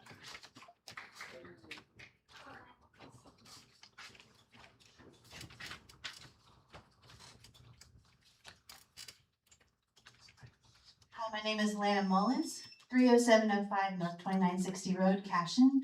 I'm just off of Waterloo Road in Mustang. My parents purchased their land right there at the same location back in 1971. I attended Cashin from 81 to 93, all the way through 12th grade. When my parents were building their 1,500 square foot home, I remember standing on the concrete slab before the framing went up and singing at the top of my lungs, "The sun will come out tomorrow." And it was really a beautiful and mostly quiet place to grow up. I attended UCO on a music scholarship, but I decided to pursue music therapy, so that's what I'm going to be talking about is music and noise. As somebody who grew up in the 80s and 90s with the invention of the boombox, the subwoofer in the cars, and the Walkman, and the MP3 players with headphones, I remember being told to be cautious about using the headphones in my hearing. Now that I'm in my 50s, I'm so thankful that I don't have that bad of damage. But side note, did you know that health insurance does not cover hearing aids? Who knew? All right, I'm finding out. Anyway, that's not the loud noise we're concerned about in regards to data centers. Data centers create a different kind of noise. It's not just decibels. The infrasonic and low frequency noise exposure is not something to take lightly. It is constant, and low frequency sound travels farther than higher frequency sounds, and it penetrates structures more effectively. Think about the low bass booming coming from cars passing by that you can hear and feel inside a building. That's what we're talking about. Noise pollution at these low frequency levels, they can travel for up to 10 miles.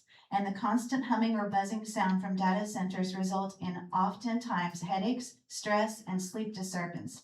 Lack of sleep is affected not just because of the low frequency, but because of our circadian rhythm is thrown off due to the constant sound input and can result in anxiety, cognitive impairment, and cardiovascular risks. The World Research Institute cites the need for local governments to use the permitting process to require projected decibel levels, noise mitigation plans, and ongoing monitoring commitments because of documented community impacts in case studies such as the Loudoun County and Prince Williams County, both in Virginia, where the most data centers are located at this moment. As an expert in music therapy, and a member of this community, I believe that 6 sources I have cited here in my purple folder are enough to prove the existence of data center noise, the importance of low frequency and tonal noise pollution, documented community impacts, and why conventional decibel limits alone may not adequately address data center acoustics. I recommend that the Planning Commission postpone any decision on each of the agricultural to industrial rezoning until we have more studies about the effects of specific data center noise pollution in human and wildlife. The implications are still unknown at this time. Our community is not an already bustling metropolitan area where noise pollution would not be noticed. The data centers do not belong in this beautiful, peaceful land.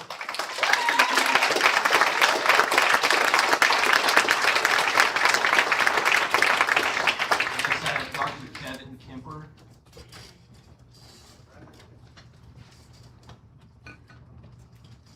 Dr. Kevin Kemper, I'm an attorney from Guthrie. I'm here on behalf of Orson and Amy Barney, who live at 7800 Richland Northwest. I believe they're about 300 yards from the data center that's going in. And so I'm speaking on their behalf. The lawyer part of me wanted to read into the record a few objections that we have at this point. They do relate back some to the earlier discussion, but before I get that, I would like to commend the board for offering up on your own initiative and deciding to do more study, postpone looking at this. It sounds like that's what you decided to do. And if that's true, I want to commend you for that. Because, you know, we all know that you need to be really wary of somebody proposing marriage on the first date. Okay? You need to be very wary of that. Anybody who's been through dating and getting married probably knows the phrase gaslighting. Okay? They look good. They really want to make you feel good. And that was a nice presentation. I hope the data backs it up. I would like to ask you about some data that I'm not sure that you have, and if you have, I think the public needs to know about it. Do you know specifically how much water that this is going to require on the front end? Didn't they say they have closed loop system? How much is going to be dissipated? How much is going to have to be renewed? Is there enough data? Is there enough water, to be able to support that based upon what's available in the city of Piedmont? City of Piedmont has certain limitations under the Open Water Resources Board, under, just various structures and schemes. I know that y'all can buy water from other places like the city of Oklahoma City. Last time I checked, one of the last places you want to put something that requires water is on the western side of Oklahoma.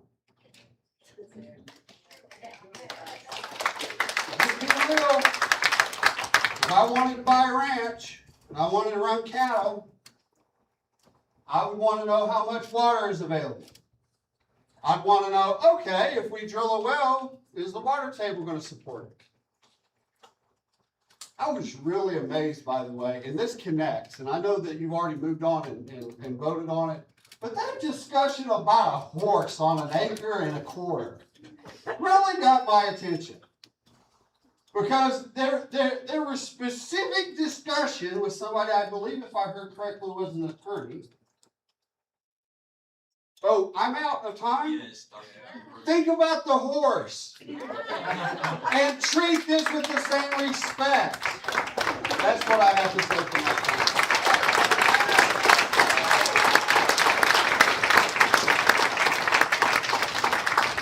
Chelsea Bingham. Chelsea Bingham, 919 Fillmore Avenue, Piedmont. This community has demonstrated that we do not want the fabric of our community to change. We are very proud of our agricultural values and the base that it provides for our community. We don't want that changed. We do not think that these data centers are a benefit to our community. Sure, they look good on paper, but at the end of the day, are a couple dozen jobs really worth destroying the landscape and the fabric of our community? We don't think so. If they think that these data centers are so fantastic, then they can build them in their own backyard, not in ours.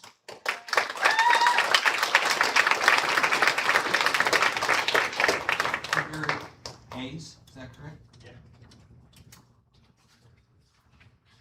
So what I would ask the commission to do is to maybe put a stipulation back in the bud that they actually, before they can do anything, before you change the land, they present, not from them, but we get to hire somebody to actually do an infrasound study on these. Because one doesn't exist. They avoid it. That's why they throw these things in as quick as they can. And once it's up, it's too late. There's no putting Pandora back in her box, okay? It's over and done. As for the actual place where it's designated industrial, y'all keep bringing up the intermediate school. Nobody lives in that school, okay? They just house the kids for the day. So they get to go home. Or the parents have a choice just not to put the kids in that school and take them to another place. But to uproot your family and move them to another place, a whole different story. So I would suggest we just leave it where it's at. And they can spend $150 to $300 million to put the transmission lines in, which I guarantee you they won't. They'll just say, forget it, we'll move somewhere else. Or we can be by one of the, well, I think that one's number 5 in the top 5 substations in the state. So if we just leave it where it's at, they'll probably go away. And I know we're beating a dead horse here and everybody coming has got a grievance against the data centers. We just don't want them. But let's do the right thing as far as I'll go on the board. If we want to reevaluate this, I'll be one of the residents that sits in to decide where we put it, other than where it is now, which seems perfectly fine to me. That's where we spent all the time and effort to put it. That's where it's at. Why change it? But if we need to, I volunteer to be on that board. So thank you all for your time.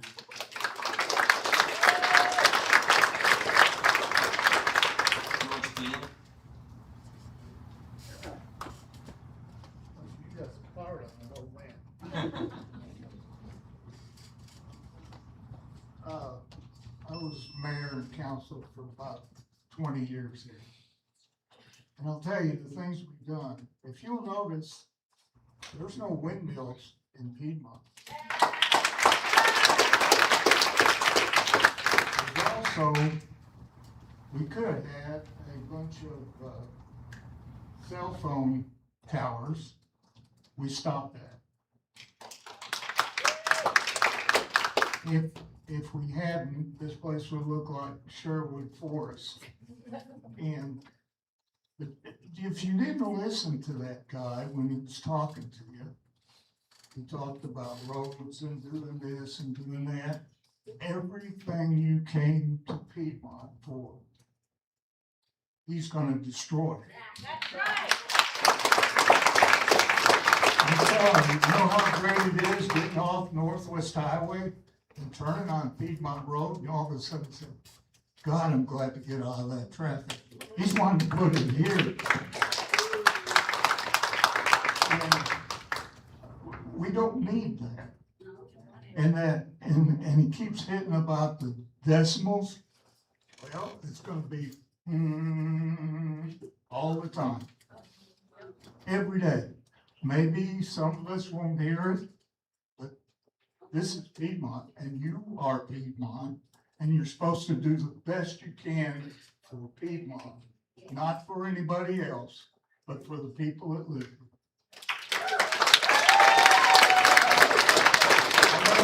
I want to say, I spent 25 years on Oklahoma City Fire Department. And I happened to be a crew trained to go into the data center for the FBI. We couldn't use water. There were certain things we had to do. That means you're gonna have the same crew here for your firefighters. And if you look at that building, it's not one story. It looks like about 3 or 4. And you're gonna have to put guys up in the air. I'll guarantee you, this is not for this town. And I've lived here since 1971. And I've worked for this town, and I don't want to watch it go to hell in a handbasket.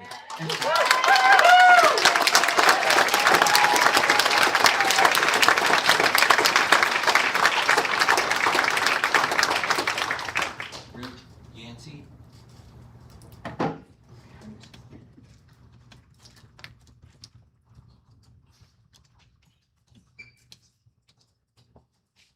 Is that Rick? Okay. He's on his way. All right. He's in the back.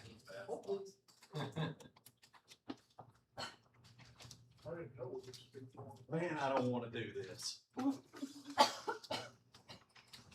I was not born or raised in Oklahoma. I'm not gonna tell you where I was born and raised, because you run me out of here, and I like it here. I think we've heard that a time or two tonight, that these people that are here tonight like it here. And we like it the way it is. John Adams, the second president of the United States, made a unique statement. He said, "Facts are stubborn things.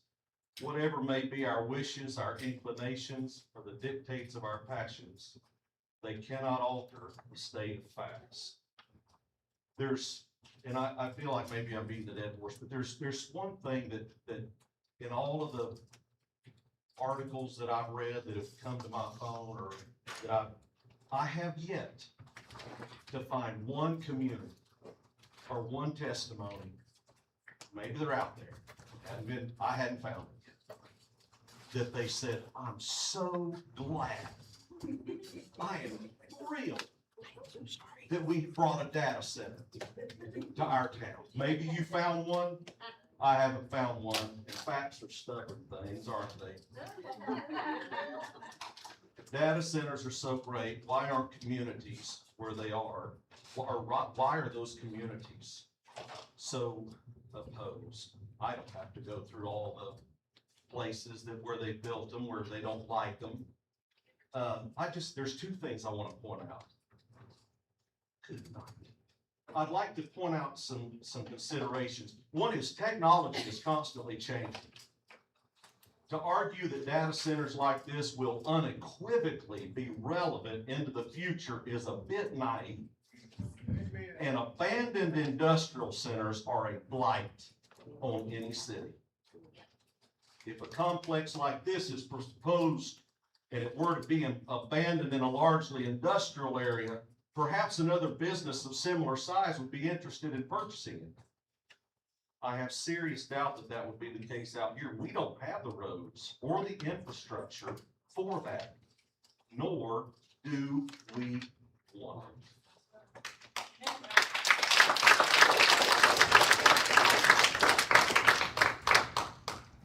I'm going to read one thing to you, and then I'm going to go sit down.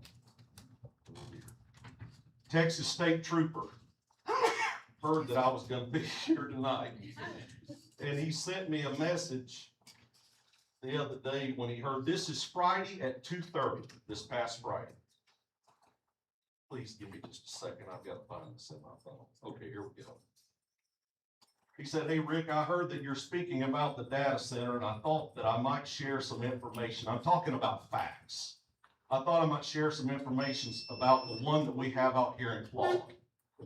The new data center that they have built out here has brought in a lot of felons from all over, and we are constantly arresting drug dealers, child predators, and other criminals that are in the area because of the data center. No, thank you.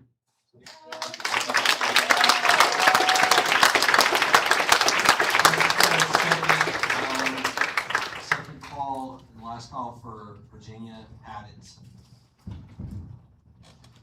Virginia, still here?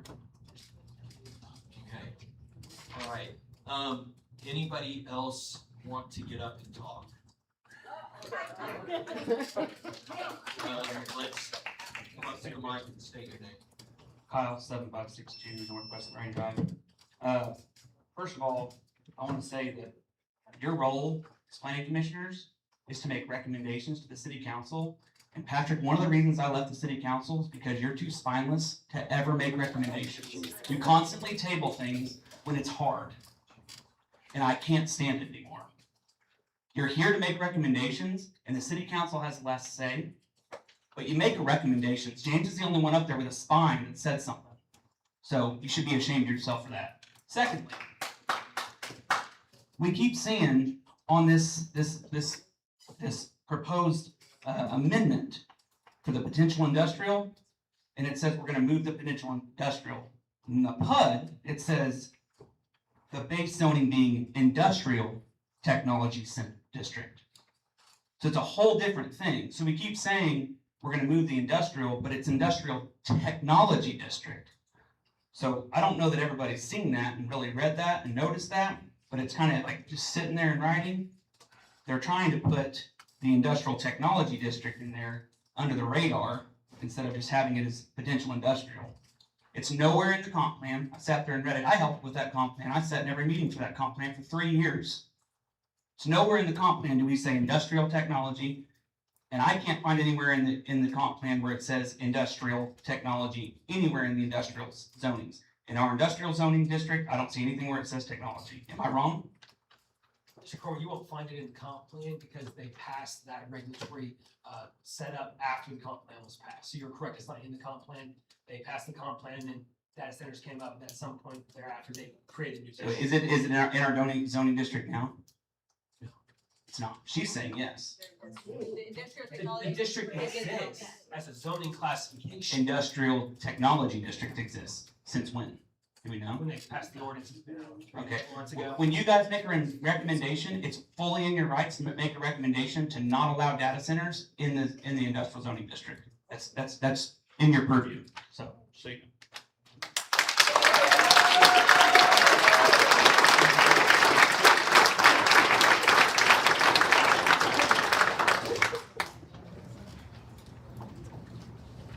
I'm not gonna argue with an attorney, I'll never win. I'm just a citizen who actually lives here, because I don't think you do live here. All I will say is the language of the ordinance states, no approval shall be granted. And the PUD states, the use and development regulations of the IT, Industrial Technology Zoning District, shall govern this PUD. If my interpretation is wrong, maybe more time should have been spent making sure our citizens understood this ordinance and all ordinances and processes that impact us in our community before they're passed. Again, I'm not an attorney, but when I read the ordinance, it said there was no equivocation about delays or waiting for plating, and the word shall seems to carry a lot of legal significance after all the things I've been reading lately. My additional concerns, in the Cloverleaf PUD, it states that all of these things will be permitted uses by right. Data center, power generation facility, public utility and services, oil and gas operations. Now, I'm not an attorney, but I'm a speech language pathologist, and semantics matter. And if you can't make a citizen understand them without making them feel degraded, you should not be here. Additionally, these things strip away the powers that the city council used to protect us as citizens. That's why they put in that SUP process. If I believe, and I do believe that ordinance was created to protect us, these PUDs both take away the SUP process if you look at the language. And that was put in there to protect us. If I believe the city council, that's why it's there. One more concern, I'll move on. Mr. Bill, you spoke of transparency. Then why use shell names? Why not purchase property? Why purchase property? Not under their name, literally, but under Cimarron Devco and Cimarron Project Co. Why not disclose the nearly 300 acres of additional land options they have currently in Kingfisher County under the name Great Plains Project Co. and Cimarron Devco? This process started in early 2025 that we know of. So where is the transparency he speaks of? The way I was raised, a man stood behind his name, his product, and his business. We really need to be thinking about the impact, the big scope of this, the long-term picture, and what kind of people we are bringing to our city. That's all I say. That's all I'm saying.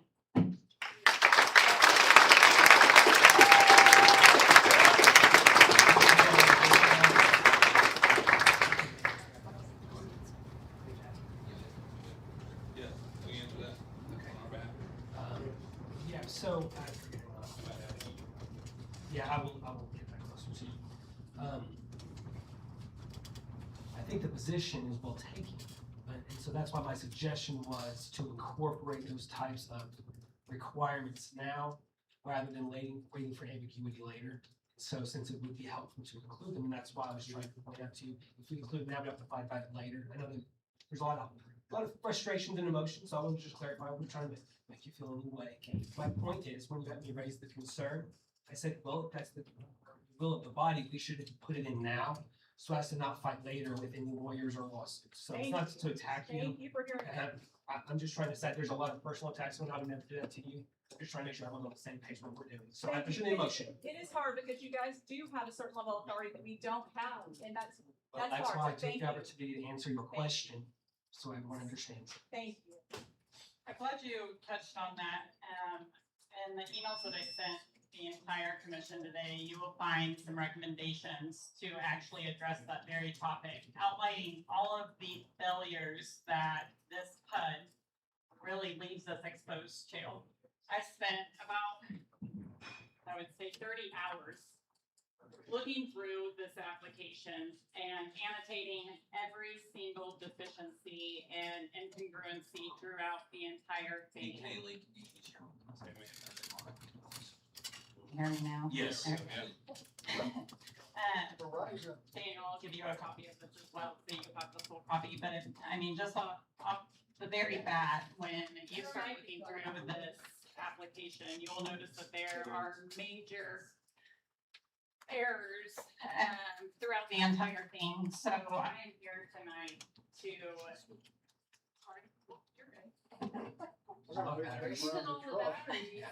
I'm here tonight to ask you to not act on either PUD as noticed. The published notice describes a data center. The application authorizes a power generation oil and gas complex. Continue this until the notice describes what the uses actually being sought are per code 1-9-1, or deny this. I also ask you to make no infrastructure adequacy finding on the record. Both staff reports defer all capacity questions to the preliminary plat stage, and neither PUD states a water or sewer demand. Neither outline the end user as well.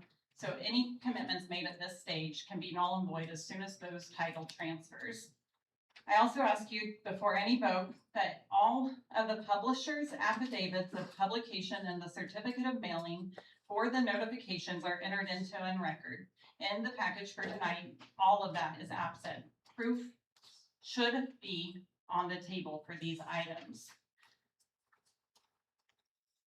Residents were led to believe that this was a data center, but as filed, it's much more. Section 8.1 permits 5 uses by right: a data center, but also a power generation facility, a technology research and development facility, a public utility, and oil and gas operations. The PUD defines power generation to include gas turbines, combined cycle plants, geothermal wells, battery storage, and section 9.2 adds oil, gas, disposal well drilling with no buffer between those operations and the rest of the site. And the application zone exhibit D shows turbines and exhaust stack and substation on the property.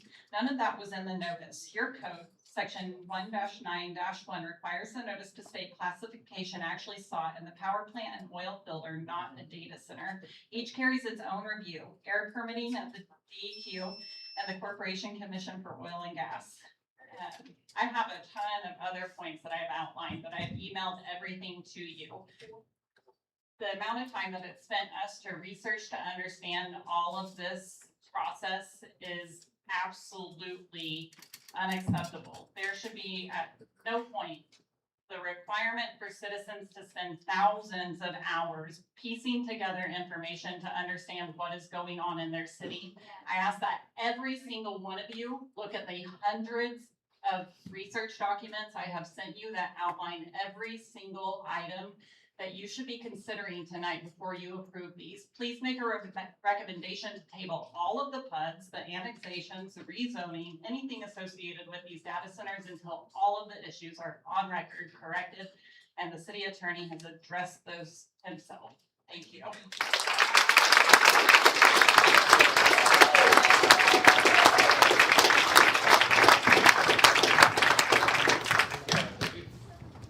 We can be here all night. We're supposed to have a 20-minute time limit on each. Supposed to have a 20-minute time limit on each one of these. Obviously, we're pulling at an hour and 15 minutes now. So I would say 2 more. Well, I would suggest that you play the public hearing out to its natural conclusion. Okay. Because you've noticed the hearing tonight. If you don't conclude the hearing, then you'll have to have another hearing. If you're already here, I don't know if we want to do it all over again another day. We're already here. I just say, I'm sure there's only a few more speakers. I think this guy, one more person raised their hand, so we're pretty close. Yeah, Lloyd Nelson, 9323 Piedmont Road, Oregon. So I wanted to give some of my background, so I think it's important to understand that I come from a technology background. What I did for our Navy is actually electronics and casualty control. So my job on the ship was to make sure that our servers, data rooms, communications always stayed running and on warfight, right? Closed loop systems is all we use on a warship. I don't know if you know this, but we're in the middle of an ocean. We can't pump salt water through a radar system, right? So we use closed loop, dual loop systems, the same thing they're gonna install here. They all have loss. I had to call for water monthly to have them topped up. Anytime there's a repair, we lose water. There's chemicals in the water. We generally try to use demineralized water, but there's additional chemicals in the water to reduce the chance of erosion. Those chemicals are very not good for you. We can't dump them back in the ocean. So we hold them and then we go to safe offloading when we hit the port. I have experience with these things. Closed loop is not simple. It is very complex and it absolutely uses water. We live rural so we don't have to hear our neighbors talking. He said 60 decibels. Is somebody talking? That's great. If you want to hear people talking, go live in the suburbs. I don't want to hear people talking. So I don't live in the suburbs. I invite you, Cloverleaf, to come to my property and tell me how I'm not going to see it. I don't think anybody's going to show up, but I happen to live on a hill. I'm going to see it every day. You're not going to block that. I don't know if we know this, but there's either low or no producing wells in a lot of properties already, which means that, you know, continued water drainage, even if we get it from our infrastructure and our wells that are already capped on the north side of the city that we can't use because they're not functional, you know, not gonna help the problem. Natural gas generation does have loops. Who's gonna control that natural gas plant turning on off? Is it private use? Is it just for them? Or is that gonna be the overall grid? Is it joining semi-electric cooperative? Who's gonna decide when it turns on, when it turns off, and how long it can run? Also, does it also meet the 60 decibel regulation? I find that hard to do.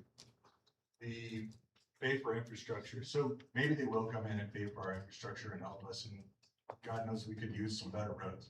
We can't afford them right now. So if they pay and they put in all these roads and put in all this infrastructure, who's gonna maintain it? Because we can't afford to do that right now. The reason we're in the problem is because somebody got overzealous and paved too many roads to begin with. So we can't afford our infrastructure, and I don't think they're gonna continue to pay for our infrastructure and maintenance going forward. Last but not least, the city planner said that since she's been in office, she's been looking at these and realized there were some issues. Why are we hearing about it oddly all right now at the same time? I call that a loss of confidence. loss of confidence is built on those types of things. Saying, well, I thought so, and then nothing happens. So make sure that we're not putting other people in a situation of loss of confidence. Thank you.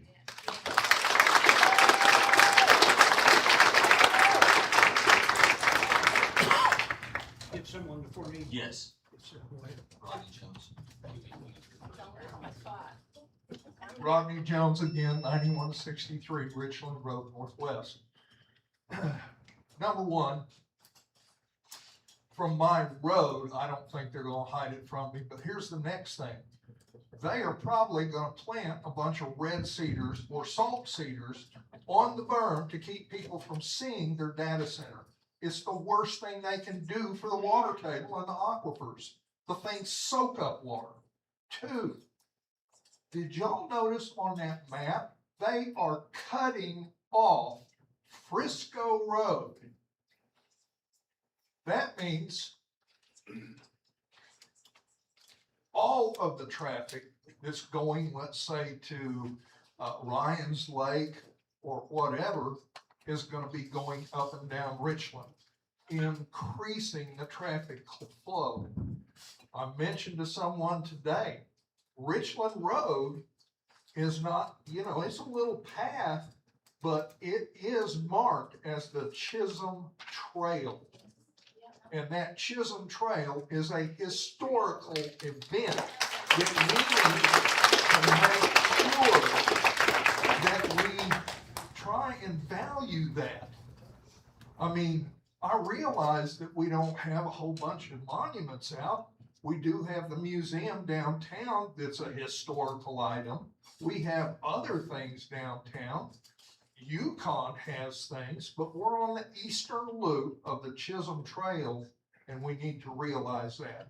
I'm almost out of time anyway. I've got one more question. Which one of y'all approved building that school over there? Was it the planning commission or was it the school board? I rest my case.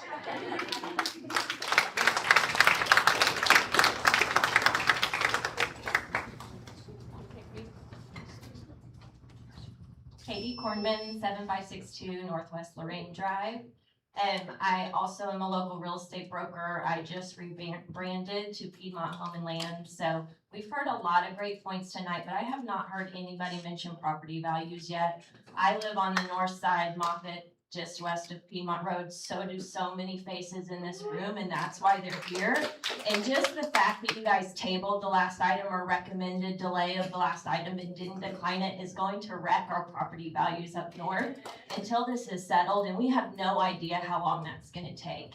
And if you do approve it, they said construction time is 4 to 7 years. So we're gonna be 10 years down the road before this is done and before there's any kind of study, any kind of like assurances back to buyers that they wanna be anywhere near these data centers. So we've already done incredible damage by not just shooting it down. Now, I've been on a board just like you guys have. I've been on a school board. I've been in hard meetings where I agreed with everybody in the room and just didn't have the chance to say it yet. So I'm hoping that in this next action, sorry, my voice is shaky.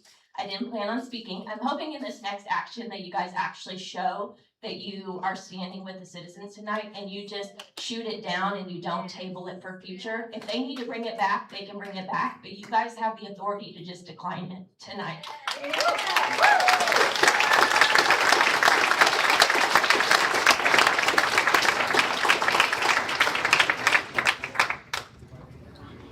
Yes, thank you, Mr. Chairman.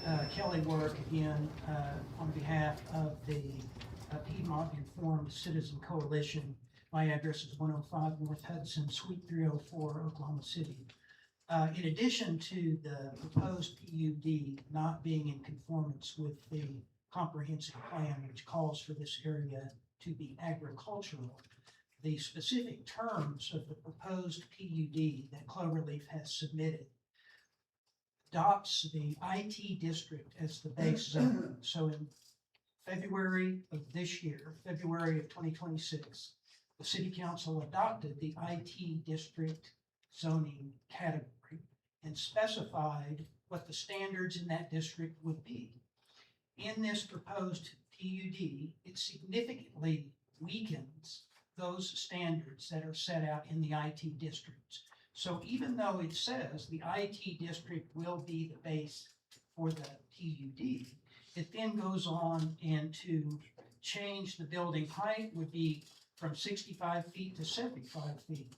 The facade articulation, which has very specific requirements under the IT district, would be reduced from 3 required to 2. They would require equipment screening only to be from public frontages rather than to any off-site view. That's a modification that's proposed in the PUD. They propose to reduce the required berm around the facility from 12 feet to 6 feet. And most significantly, the IT district sets a maximum noise decibel limit of 60 during the daytime and 50 at nighttime. What this proposed PUD asks you to do is to change the nighttime limit from 50 decibels to 60 decibels. And that doesn't sound like a lot if you're not familiar with the way decibels are measured, but from 50 to 60 decibels, that is an increase of essentially double what the human ear would hear at the property line. So that is a measurement. It's 10 times the sound energy from 50 to 60 decibels and roughly double what the human ear would hear at the property line where the decibel limit is measured under the IT district ordinance. So I just want to make sure that that everybody is aware that that is a very significant difference from what the IT ordinance would require, which set the limit at nighttime to be 50. To permit it to go to 60 all night, every night, 365 days a year would be a pretty dramatic and significant increase. The noise generated from these facilities, as I understand it, is primarily from the cooling towers. The servers require a lot of energy, generate a lot of heat. They have to be cooled down. So these cooling towers are on top of the facility or outside the facility. They're not within an enclosed building. And those generate a tremendous amount of noise, and that's the constant sound that the community is going to be subjected to if this is established. Thank you.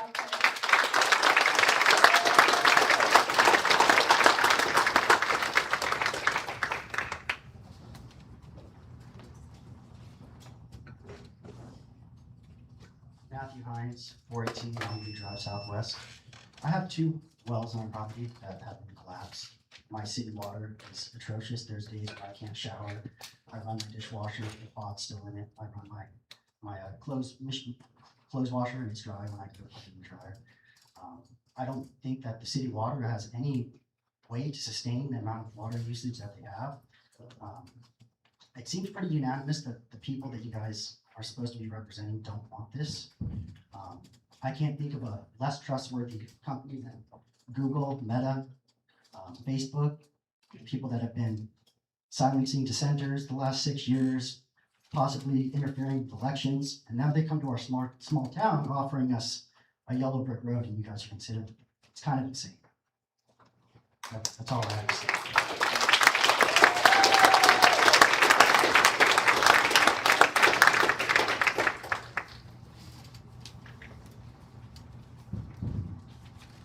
Any other citizen? Want to speak? Okay, I took some notes. Hello, Shauna Nelson, 9223 Piedmont Road, Northwest. My husband's already talked a bunch of times. So when we came out here, I've lived in, California, being stationed in the military. And so whenever you're in the military, you don't have a choice where you go. We had a choice to come out here. We said, okay, we're gonna come out here, we're gonna plan on staying. So for 4 years, I had to deal with him driving back and forth. So he was gone more than when he was on a ship. So we thought there's gonna be an end game here, and this is coming up now. So I have I guess a couple of statements. So they're talking about how they do these hyperscale places. where will it stop? This is 633 acres for them. It's been noted that they have another 300 acres north. Talking about how that's the prime location because of the maps and substation. Well, you know what? They're also talking about putting those transformer lines from Luther. So apparently, there's not enough power as it is. When those notifications came out, they said it was for the development, which I'm thinking houses, but now we have a bunch of data centers trying to come in, and they said specifically, that's why they chose it. So do they know that they're talking about doing the transformer lines from the other one? The traffic, he talked about doing the traffic in the roads. I did look at that. It talks about doing turning lanes all the way to 74. I don't know how many of you go down Waterloo, but that goes through 4 different counties. 2 of those counties are not listed as people that are going to discuss it with. Talking about putting turn lanes. That's a very narrow road. Where are they going to just eminent domain, taking people's property to widen that road? They're talking about the 2 sites in Georgia and the 1 site in Fort Washington. I have yet to find any information where any of these people, and I've seen some stuff on Fort Washington, Wisconsin, went in there. They're talking about water, talking about doing a water tower. If there's no water, you don't need a water tower. We don't have wells at work. That's why we buy our water from Oklahoma City. Oklahoma City will not sell it to us if we give it to a data center. So what are we going to do for our people? They're talking about the jobs. There's going to be 300 jobs. They don't even know who the end user is. How can they guarantee that? They can't guarantee anything they're saying. They're just saying what we want, what they think we want to hear because we're a small town. But we're not going to fight them. We are in a drought. I watch News 9 all the time. They talk about the drought. So once the water is gone from the aquifer, where are we going to get it? Everybody keeps talking about once it's gone, it's gone. It's been talked about the migration patterns.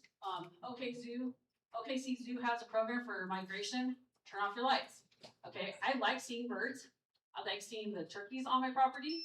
And my husband did say, yes, we are on the hilly area, as noted. You can see it. There's no way we're not going to see it. I did not move here to listen to a constant hum. I have enough issues. I was an air traffic controller in the Navy. I already have hearing loss. I don't need it to get worse. Thank you.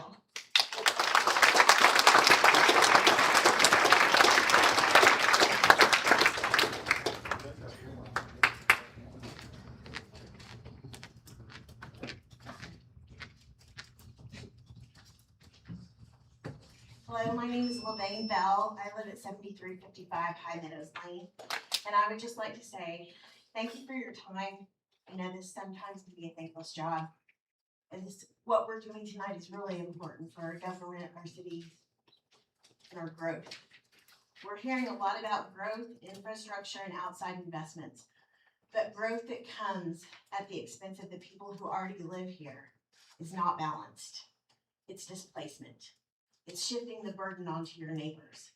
And there's a warning in Isaiah 10:1-2 about decisions they may look good on paper, but ultimately deprive people of what is rightfully theirs. This is not about being against progress. It's about making sure that progress does not overlook or override the people that you were elected to represent. So I'm asking you, when you make these decisions, don't just weigh the benefits being promised. Weigh the impact on your neighbors, the people that you've heard tonight, the people that you haven't heard tonight, the ones who are already here, the ones who have been here, and the ones who are coming here, the ones that are growing up here, the ones that depend on you and that have elected the city council members to look out for them. Thank you for your time.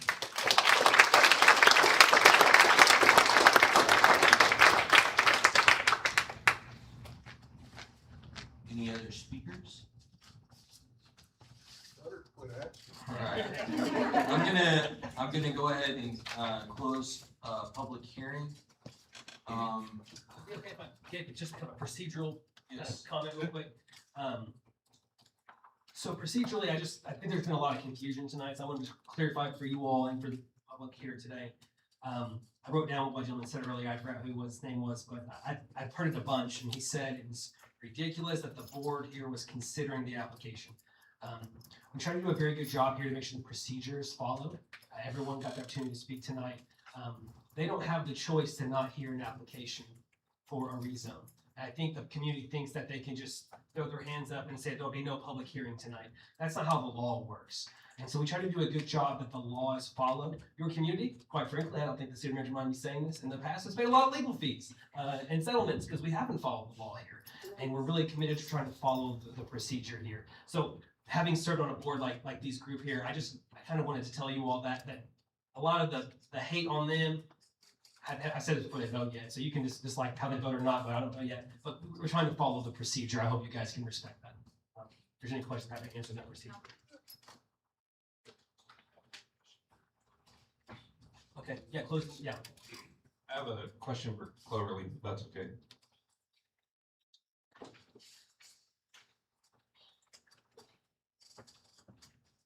So on these six, I know they're in phases, but the buildings, if you will, the 6 buildings, what is, so the PUD says the maximum height shall be 75 feet.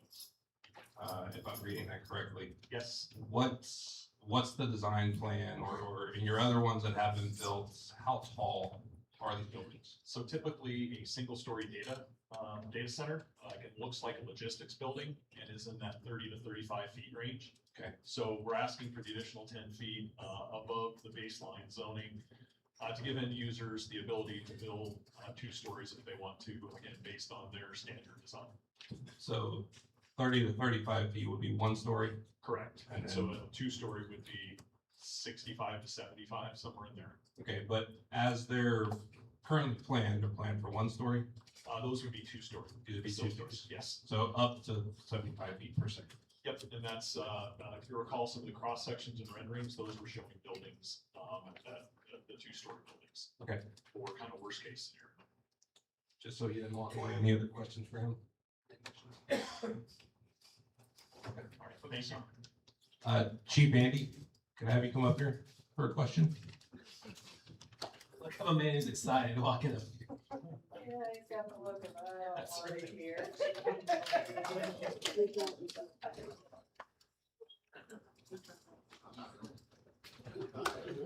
Quick question. What's the tallest our ladder can reach? We currently have a 50-foot stick. 50 foot is as tall as we can go? Well, it depends on the setback. It depends on where the truck is. Chief, I might chime in. If you might want to tell them that procedurally what this will look like in the future if it was passed and how you, what you need for your apparatus and department. Right, the fire department doesn't really have anything to do with zoning, which is what y'all are Right, talking about now, right. so I haven't seen a set of plans for you. I can't answer any questions. I can tell you what we currently have, right, 50-foot aerial. I can't tell you exactly how far that goes because it depends on where we have to park. It's called a setback. So currently, not zoning, not anything. If it was built to what Cloverleaf just said, at 65 feet, 75 feet, we can't safely get somebody down from that roof. If this all went through and we didn't upgrade our apparatuses or anything, we safely can't get somebody off the 2nd story of this building. Currently, once I saw a set of plans that required something that we don't have, it would be required. Okay. Thank you, sir. Andy, hold on. Sorry, that's right. Sorry, while you're up here, can you speak more about the location at 6600 Piedmont Road? Is that a firehouse that Piedmont has? It is currently a fire station, it's the unstaffed fire station, but it is a fire station, has an engine, our aerial device, and another tanker. Thank you.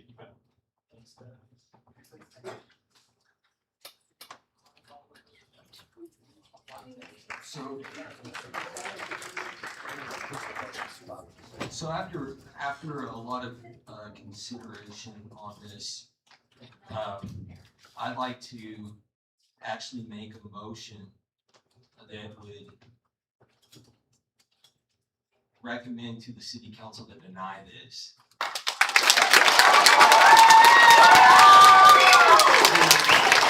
I have a list of some of the things I've been making notes on. I believe when you're talking about something of this magnitude, we need to have independent third-party research done or studies done in the areas of infrastructure infrasound, environmental impact. And then I had a gentleman today, talk to me just about history and its impact. And I started thinking about how when we're looking at Oklahoma City, when we're looking at other areas, there's historical districts and everything else. So as we're considering this, and the reason I'm making this motion is not because of anything that, other than the fact that I just don't believe that the timing is correct and that we have enough information going forward to make an intelligent decision on this. So I do make a motion to recommend to deny based off of we need further studies on infrasound, environmental impact, as well as determining the historical impact or damage that could be done in the whole Chisholm Trail area. So, that's my motion.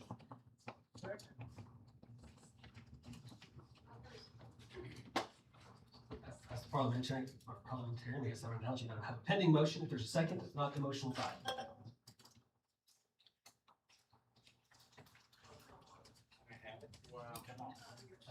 If you may offer a friendly amendment. I'd also amend that from a safety standpoint, we don't have the safety apparatuses currently to move this motion forward for recommendation for approval. All right, Mr. Chairman, do you accept the friendly amendment to your motion? I accept that amendment. All right, you have a pending motion. Is there a second? Can I second my own? I second. Aye. James? Aye. Brock? Aye. Aye.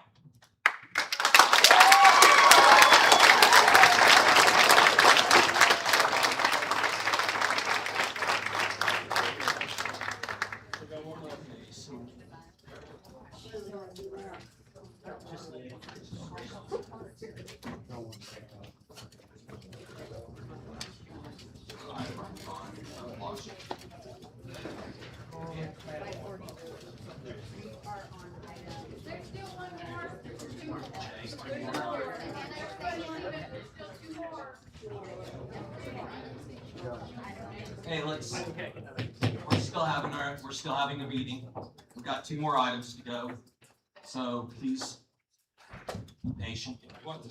If you want to stay, you can. If you want to leave, you can leave. Item, we said we're J, right? K.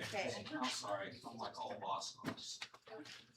By the way, this is the longest agenda that we've ever had as a planning commission in my 6 years here. So, I'm exhausted right now at this point. But I do want to say, thank you for being patient. Thank you for sharing your thoughts. Let's see, on K, this is discussion, consideration, and possible action on a PZ number 2026-006. Petition for annexation of certain real property into the city limits of the city of Piedmont. The applicant is Aaron Villia of Cimarron Dev Co. LLC and Cimarron Project Co. LLC located at 712 Main Street, Suite 3100, Houston, Texas. City. The applicant, on behalf of the property owners, is requesting voluntary annexation of 2 parcels into the municipal boundaries of Piedmont pursuant to state statute 1121-105. The subject parcels are contiguous to the existing city limits and are eligible for annexation by petition of the property owners. The applicant request for annexation is to allow the property to receive municipal services and to facilitate future development in accordance with the city's comprehensive plan and applicable municipal regulations. Staff recommends approval. So want to move forward with this application? I believe we can pull this application in the future. Then I would say, yes, we would want to continue to move forward with this. This is just putting in a portion of the subject property into the city limits of the whole property would be in the city.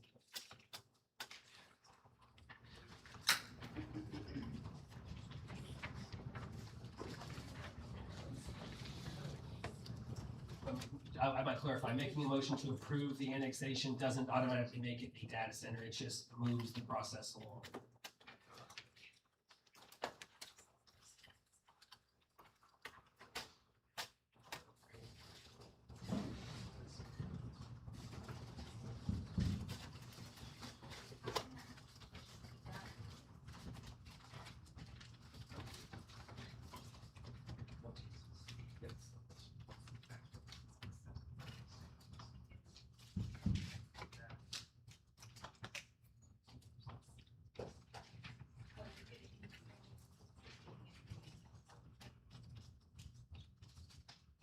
You want to just do this? Yes, go ahead. I don't know that there's much more to present. I can tell you that, I have paid for a lot of fire stations and fire trucks and training. So concerns like that absolutely get mitigated, through the process. It's not just the annexation of the property. Right.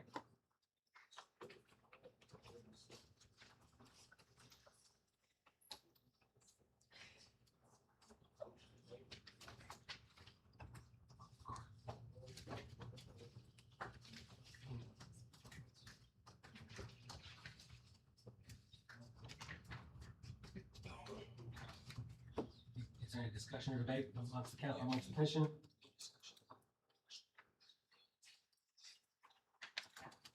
What does the city stand to benefit from getting this? Any question? This is a petition by the applicants. They would like municipal services, and so they have asked to be annexed in. Is there a benefit to the city by doing that? Adding square feet to our city limits, which is always a good thing when you're talking about sales tax revenue.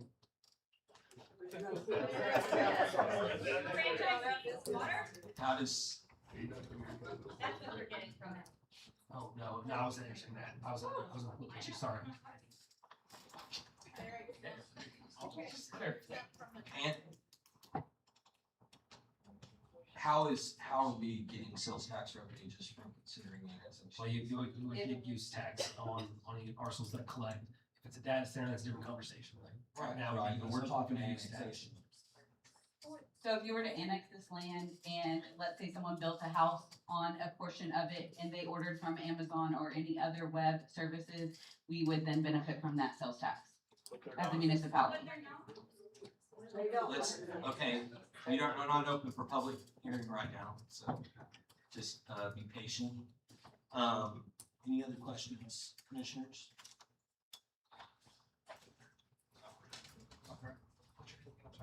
Aaron Billy. Aaron. Aaron, okay. Thank you. I think you're good to sit down. All right. Okay, thank you, Aaron. Thank you, Aaron.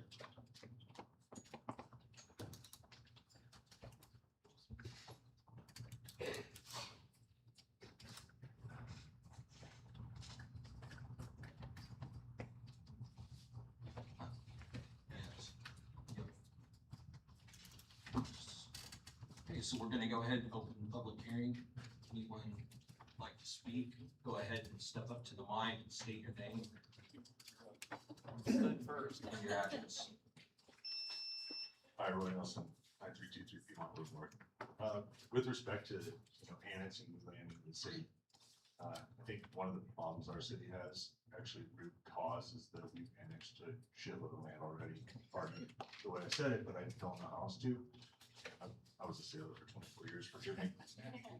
So, when you annex land, there's certain responsibilities like, municipal services that people are due or eligible for. So when you annex that land and now you have to maintain the road instead of the county maintaining the road, or, you have to maintain a water infrastructure that breaks 3 times in a day, and we can't afford to do that now. Not sure how adding more to the problem actually helps the city solve any problems. 3 notes I made. I have a concern that if you annex the land and then you update the plumb and then you if we would eventually end up approving this PUD, that companies, large companies, I don't know who does, well, Fortune 500 companies or anything like that, but there's a whole lot of talk, right? I'm gonna reference, you know, I think he's a great entrepreneur and genius, but Elon Musk, he told us we were getting a self-driving Tesla in 2 years. And when the 2 years came up, he said, well, it'll be 2 years. We're still waiting for that car, and it's been 15 years. Similar things happen all throughout big business. Large promises and words that are not backed up. So I'd be concerned that if we annex the land, approve those other two, they say that they want to build out all this infrastructure that they have and whatnot. But we'd also be somewhat liable for some of that. Now, I know that there's already statutes that require people to get to the connection point and whatnot, but I put serious concern in the liabilities for the city on that. So words are words, but you know, hard writing when you're doing business with big business, and that hard writing being reviewed by generally a team of lawyers, a city attorney, would be a great plan. And then the city boundaries are currently unknown, right? We know that there are issues with our map. So annexing more land and compounding the problem by adding one known piece and not actually knowing how it connects is also a item of concern. So I think that we should probably figure out what we have, figure out how that's being used, maybe get the tax dollars from something that we didn't know we had, or, you know, maybe somebody needs some tax refunds because we thought we did have. Deal with all that before we start adding more land. Thanks.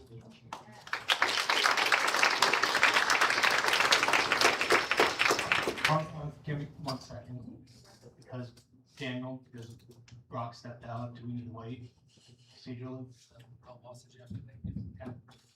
just wanted to ask really quickly on the record, if the water tap moratorium is still in effect for outside city limits, and its exact wording where the ordinance or resolution is located. I've been trying to find it and I could not locate it. And then also say, what are the legal implications of allowing land to be annexed for industry while denying others? Does that create a problem, additional problem? Again, I don't know if it's still in effect. I could not find it. I've asked multiple people. I found it in the minutes, but not like in the agenda, but I couldn't find the actual minutes. So I would love somebody could share that with me. Also, I may have understood about what you said earlier about not responding to emails, based on what y'all were trying to do about, you know, appearing impartial. I just ask you that if people email you right now, I realize this is hard legally and you may not always agree with how you handle it. And it is a hot topic, it's frustrating, and you know, it's really not a game of gotcha though. But here's the thing. Again, we may not always agree on everything, but ultimately, you're all we have. You guys are the people who are our voice right now, and we need to hear back from you. And when we don't hear back from you, it's an awfully alone place to be. So I just say, I mean, for whatever reason, if you get an email from one of us where we're asking you questions or we are explaining how we feel about something, I know it's frustrating, I know it's tiresome. Remember that you have a greater knowledge than we do. And without you, we literally do not have anyone to help us or guide us. So I would just wanted to clarify this, ask that one question and clarify that point.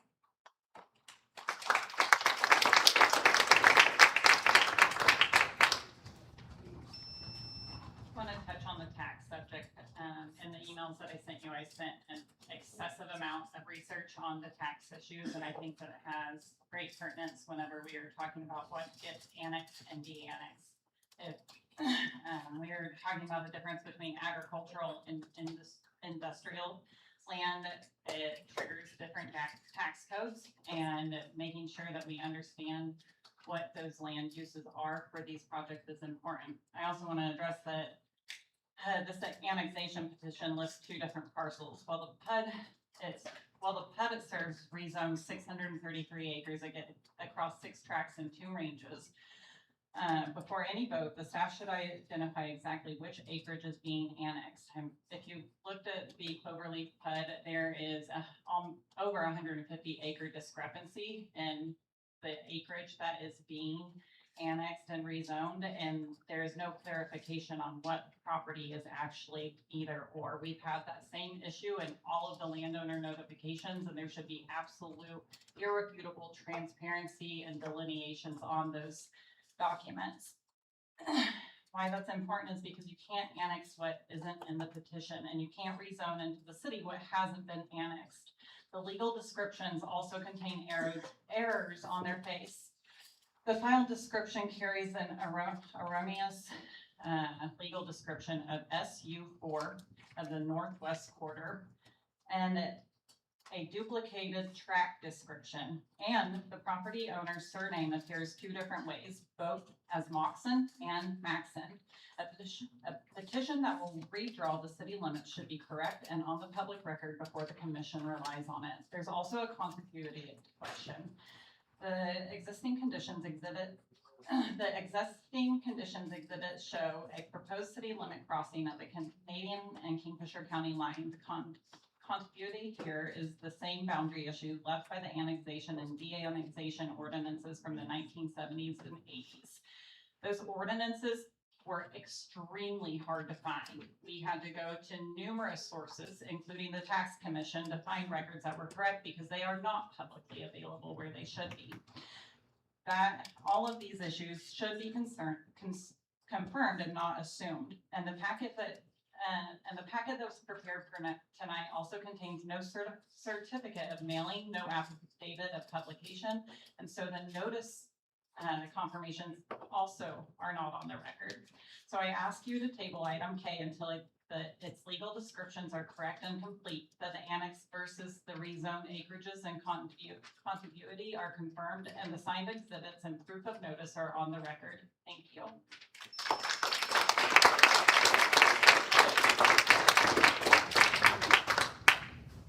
Everything pretty much they've said is what I was gonna say. I would, just because you've already shot down the other, why bother passing this one until you already know the man is the same company? You might as well just table it, make a motion to table it, just so you know.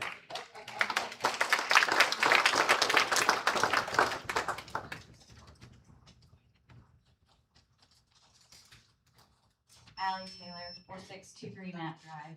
I have to leave to pick up my kids, so I'm gonna talk kind of for both, but one of the reasons you asked why they were going to annex the land was, first off, if the owners wanted it annexed, why are they having the developer do it for them? Because they're selling to the developer. So they won't be buying Amazon packages. They won't be getting sales tax for the city because it will all be sold to Cloverleaf because that is their intention. And my second point is the water on both items. Cloverleaf's PUD specifically states that they want and they will expect to be getting water from the city of Piedmont. On Beltline's, the city has stated that they expect Beltline to get their water from Piedmont.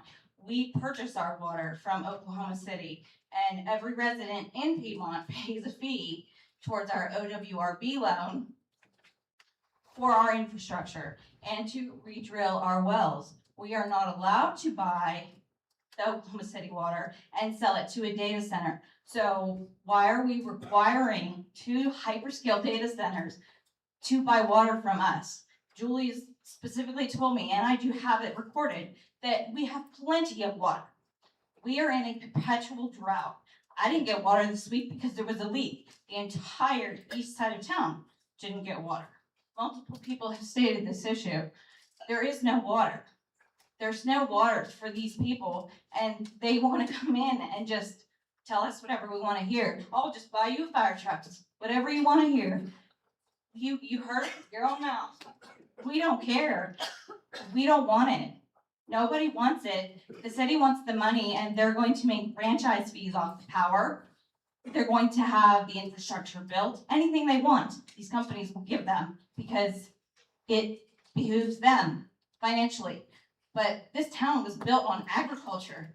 I've been here 5 years. I moved here to get out of the city. I moved here so I could have animals and livestock. I didn't move here for a data center. I've audited them for 15 years. I know what they're like. I don't want to live near one, and I don't think any of these people should have to either. So that's my piece.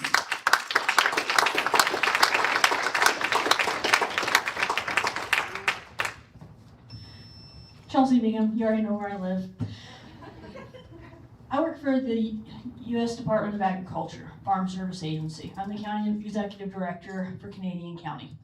Let me make it clear, I am not here in an official capacity. I'm just here as a private citizen, but that's just so y'all know my background.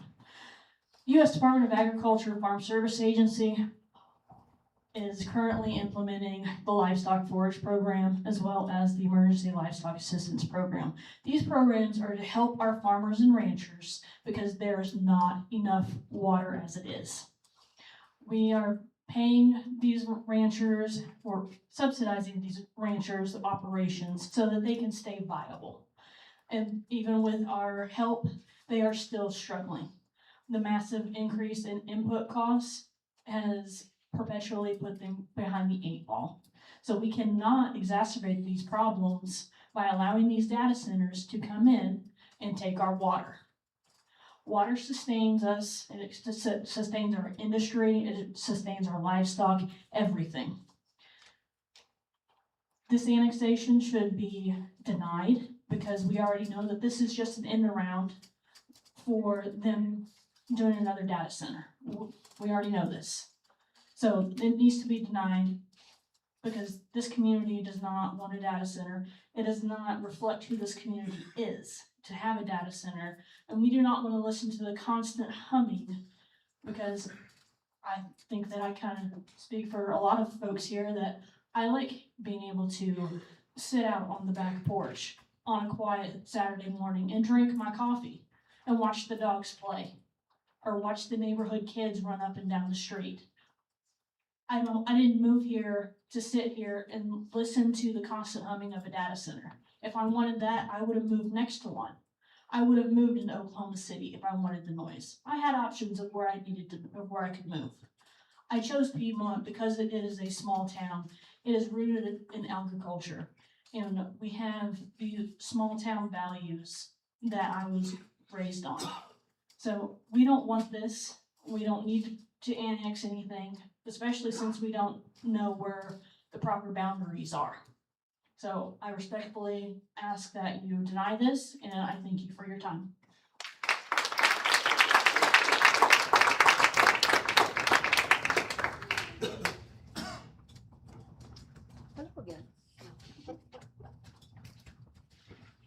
Okay, Shauna Nelson, 936 Piedmont River. I request that you deny this because, as has been said many times, nobody knows what the boundaries are. It was mentioned in the last city council meeting that we don't know where the boundaries are, so how can you approve something if you don't know what you're approving? Also, when it comes to anything that's approved or denied from this board, my understanding is it does go to the city council, so how many of those have been, how many times have they not listened to the input of the planning commission and gone ahead and approved it anyway?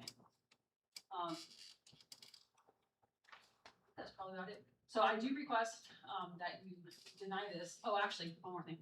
So the main reason we're trying to annex this area into our city is so they can get on city water and electricity and apparently get taxed, which according to them, from their own mouth, they're exempt from taxes.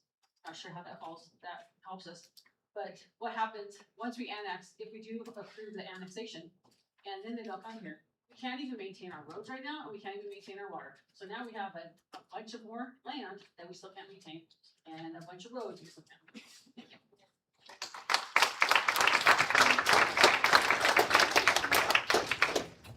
Can we address, so I've heard it a few times, brought up about the last council meeting and the, issue of not knowing boundaries, our city boundaries.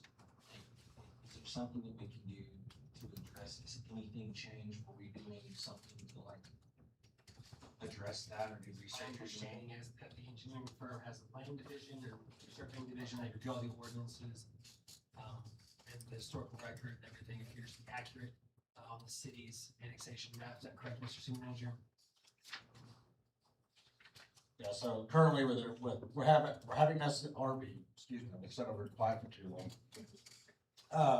So we're having SRB take a look at all of our, ordinances where we annex them, de-annex them. There's, I'll just be quite honest, quite a few concerns with that regard. As citizens brought up in previous meetings, that's what spurred the topic of put on the city council agenda. So we're still working through those issues right now. It does appear up there that there are ordinances 133, 197, or it doesn't create a contiguous boundary. However, we're still looking back at when all the property was first annexed on the building. So, long answer. Okay, thank you. Public hearing's still open. Anyone else? I'm gonna go ahead and close the public hearing, and this is something that we decide on, right? This goes to council as well. So I'm gonna make a motion that the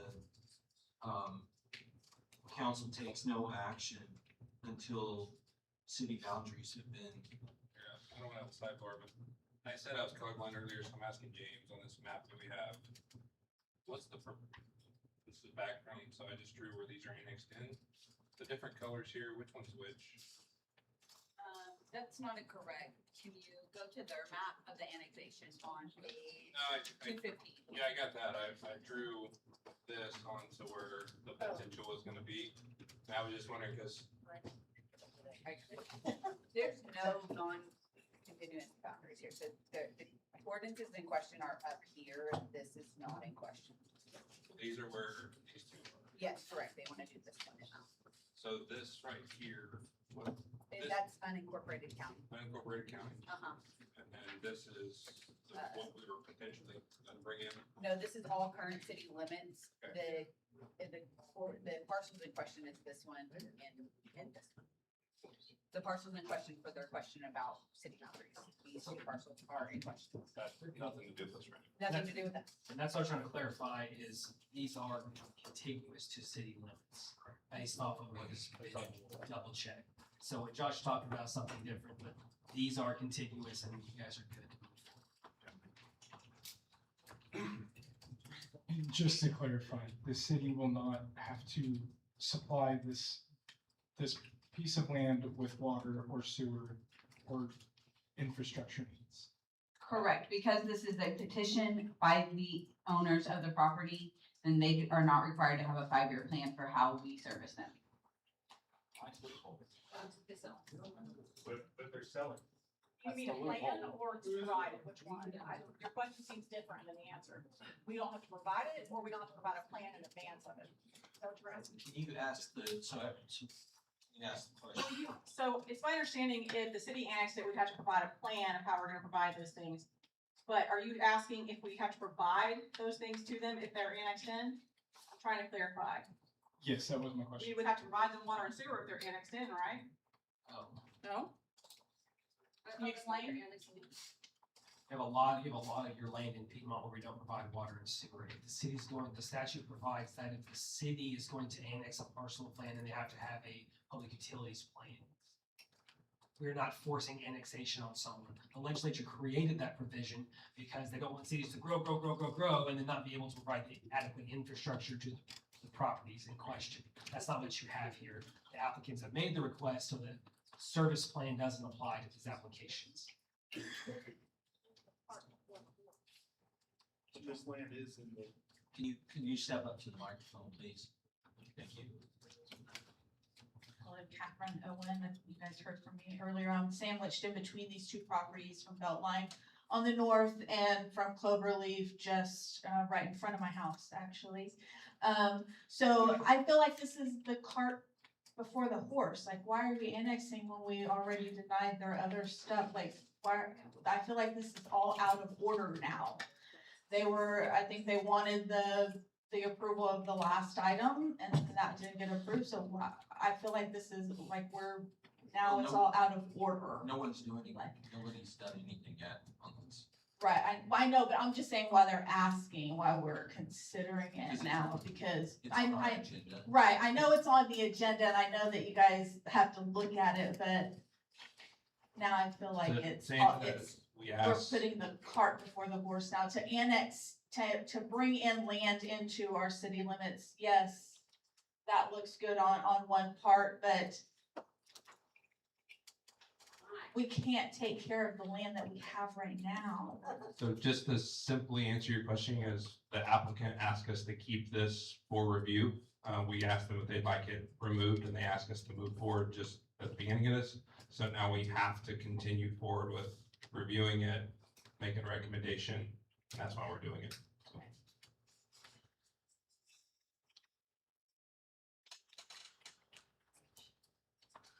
Close the public hearing.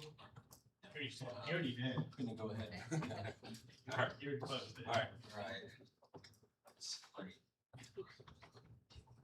Any questions? Alright.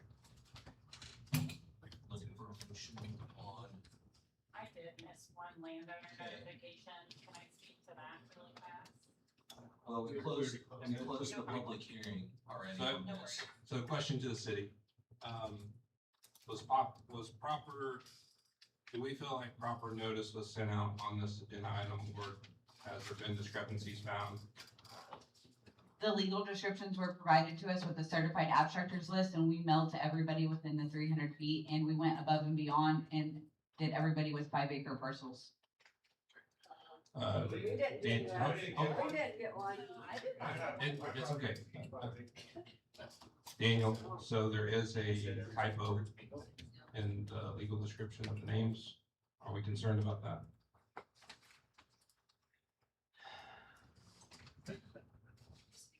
I don't know that the name itself changes the subject property. I mean, if we have a legal description, we have a location, we have a map. The legal description is blocked too.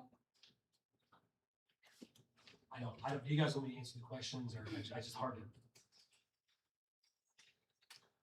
So everybody stay quiet on what I'm about to say, please. If this had nothing to do with the data centers, if this was on its own, all of you would not be sitting here. Because in my 3 years on the P and Z committee, we've had like 4 people show up to a meeting. So annexation of this into the city limits would fly through because it meets staff approval. It meets all the criteria that we as P and Z legally need to go through by what the city staff is telling us volunteers. So normally this would go through recommending for approval. So as commissioners, we have to remember from a legal standpoint, that's what we're here to do. Does it meet the legalities? If it does, per our legal counsel, we recommend them to go through. Because they go to city council. It can meet the legal requirements, and you can say no. Yes. But it has to meet the legal requirements. Right. So we have a certified abstractors list. I've not cross-referenced and plotted out every tract of land. That's why the abstractor does the work, and they write a certificate of opinion on it. If there's more questions we can look into between now and the council meeting, we'll look into it now if you all want me to. Those are your options. So what I would, Anybody else got any comments? I do, just because of the fact that it was on the record in the city council meeting, last city council meeting, that there was a dispute to, boundaries of city limits, and those weren't accurate. I do realize the whole what is the word, continuous or continuous? I think those need to, there was a plan of action to get those things addressed and corrected.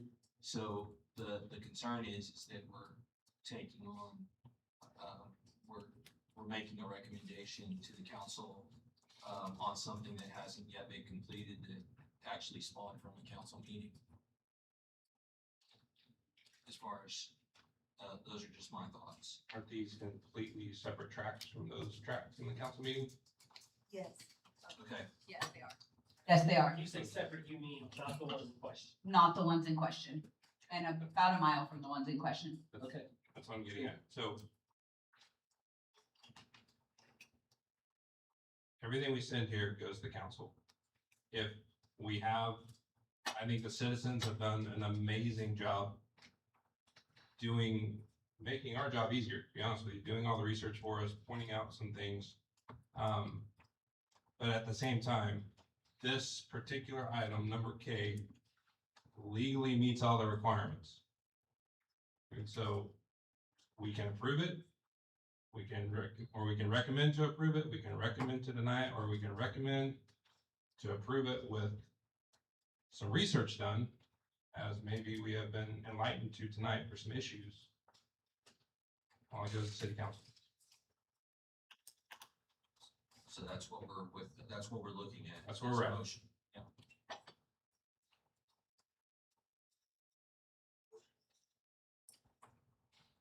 Thanks for the clarification on that. I appreciate that.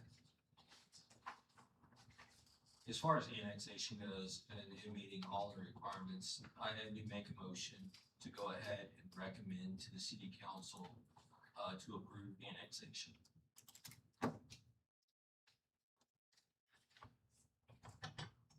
Second.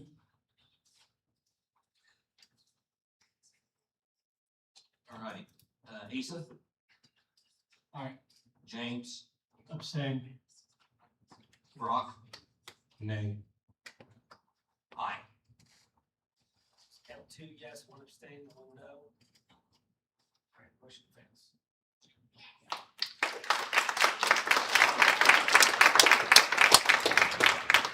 You want to move the table since you don't have a person here, or you want to do something else? I think we need to move the table. I would actually.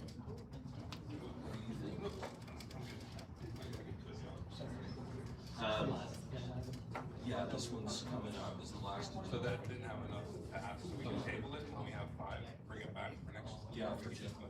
Yeah, once Jennifer's here. So we just need a motion to do that.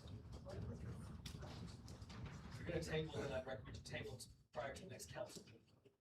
So all your notices are live, your question, bell notices. Okay. Let's do it again. Let it die. There's no motion, there's no motion within that time. Yeah. Okay. All right, moving on to, letter L. Discussion, consideration, possible action on 18.26 -003, rezone applications by Box Law Group, LLC on behalf of Fidelity Holdings, LLC for a claim development, disaster design statement for an industrial development for a data center. For the city first. I'll just let Mr. Box. Okay, go ahead. Good evening, Dana Box, 525 Northwest 11th Street, here on behalf of the applicant. So given your vote on the comprehensive plan, our strong preference would be to defer this item. The reason we believe that is, under state law, your actions are to be in conformance with the comprehensive plan. So your action of not deciding, but rather tabling it, we certainly appreciate and understand, but the analysis on the comprehensive plan is a threshold issue for the zoning, because if the PUD is in conformance with the comprehensive plan, that's one way to analyze it. If it's not in conformance, then that's a wholly separate analysis. So until the analysis is done and you take action on the comprehensive plan, we do not believe it's proper to take action on the PUD. So our strong preference would be to table it until such time that the analysis is complete on the comprehensive plan, and then we'll come back and put on the presentation. We stand ready to put it on, of course, but we believe that the comprehensive plan is a threshold issue. Do you want to announce the date today, David, or do you want to just mail notice it once we get there? Because I don't know how long it's gonna take. I think we just have to mail notes once we get there, because I don't know the time They take it frame next for year. the conference. Very well.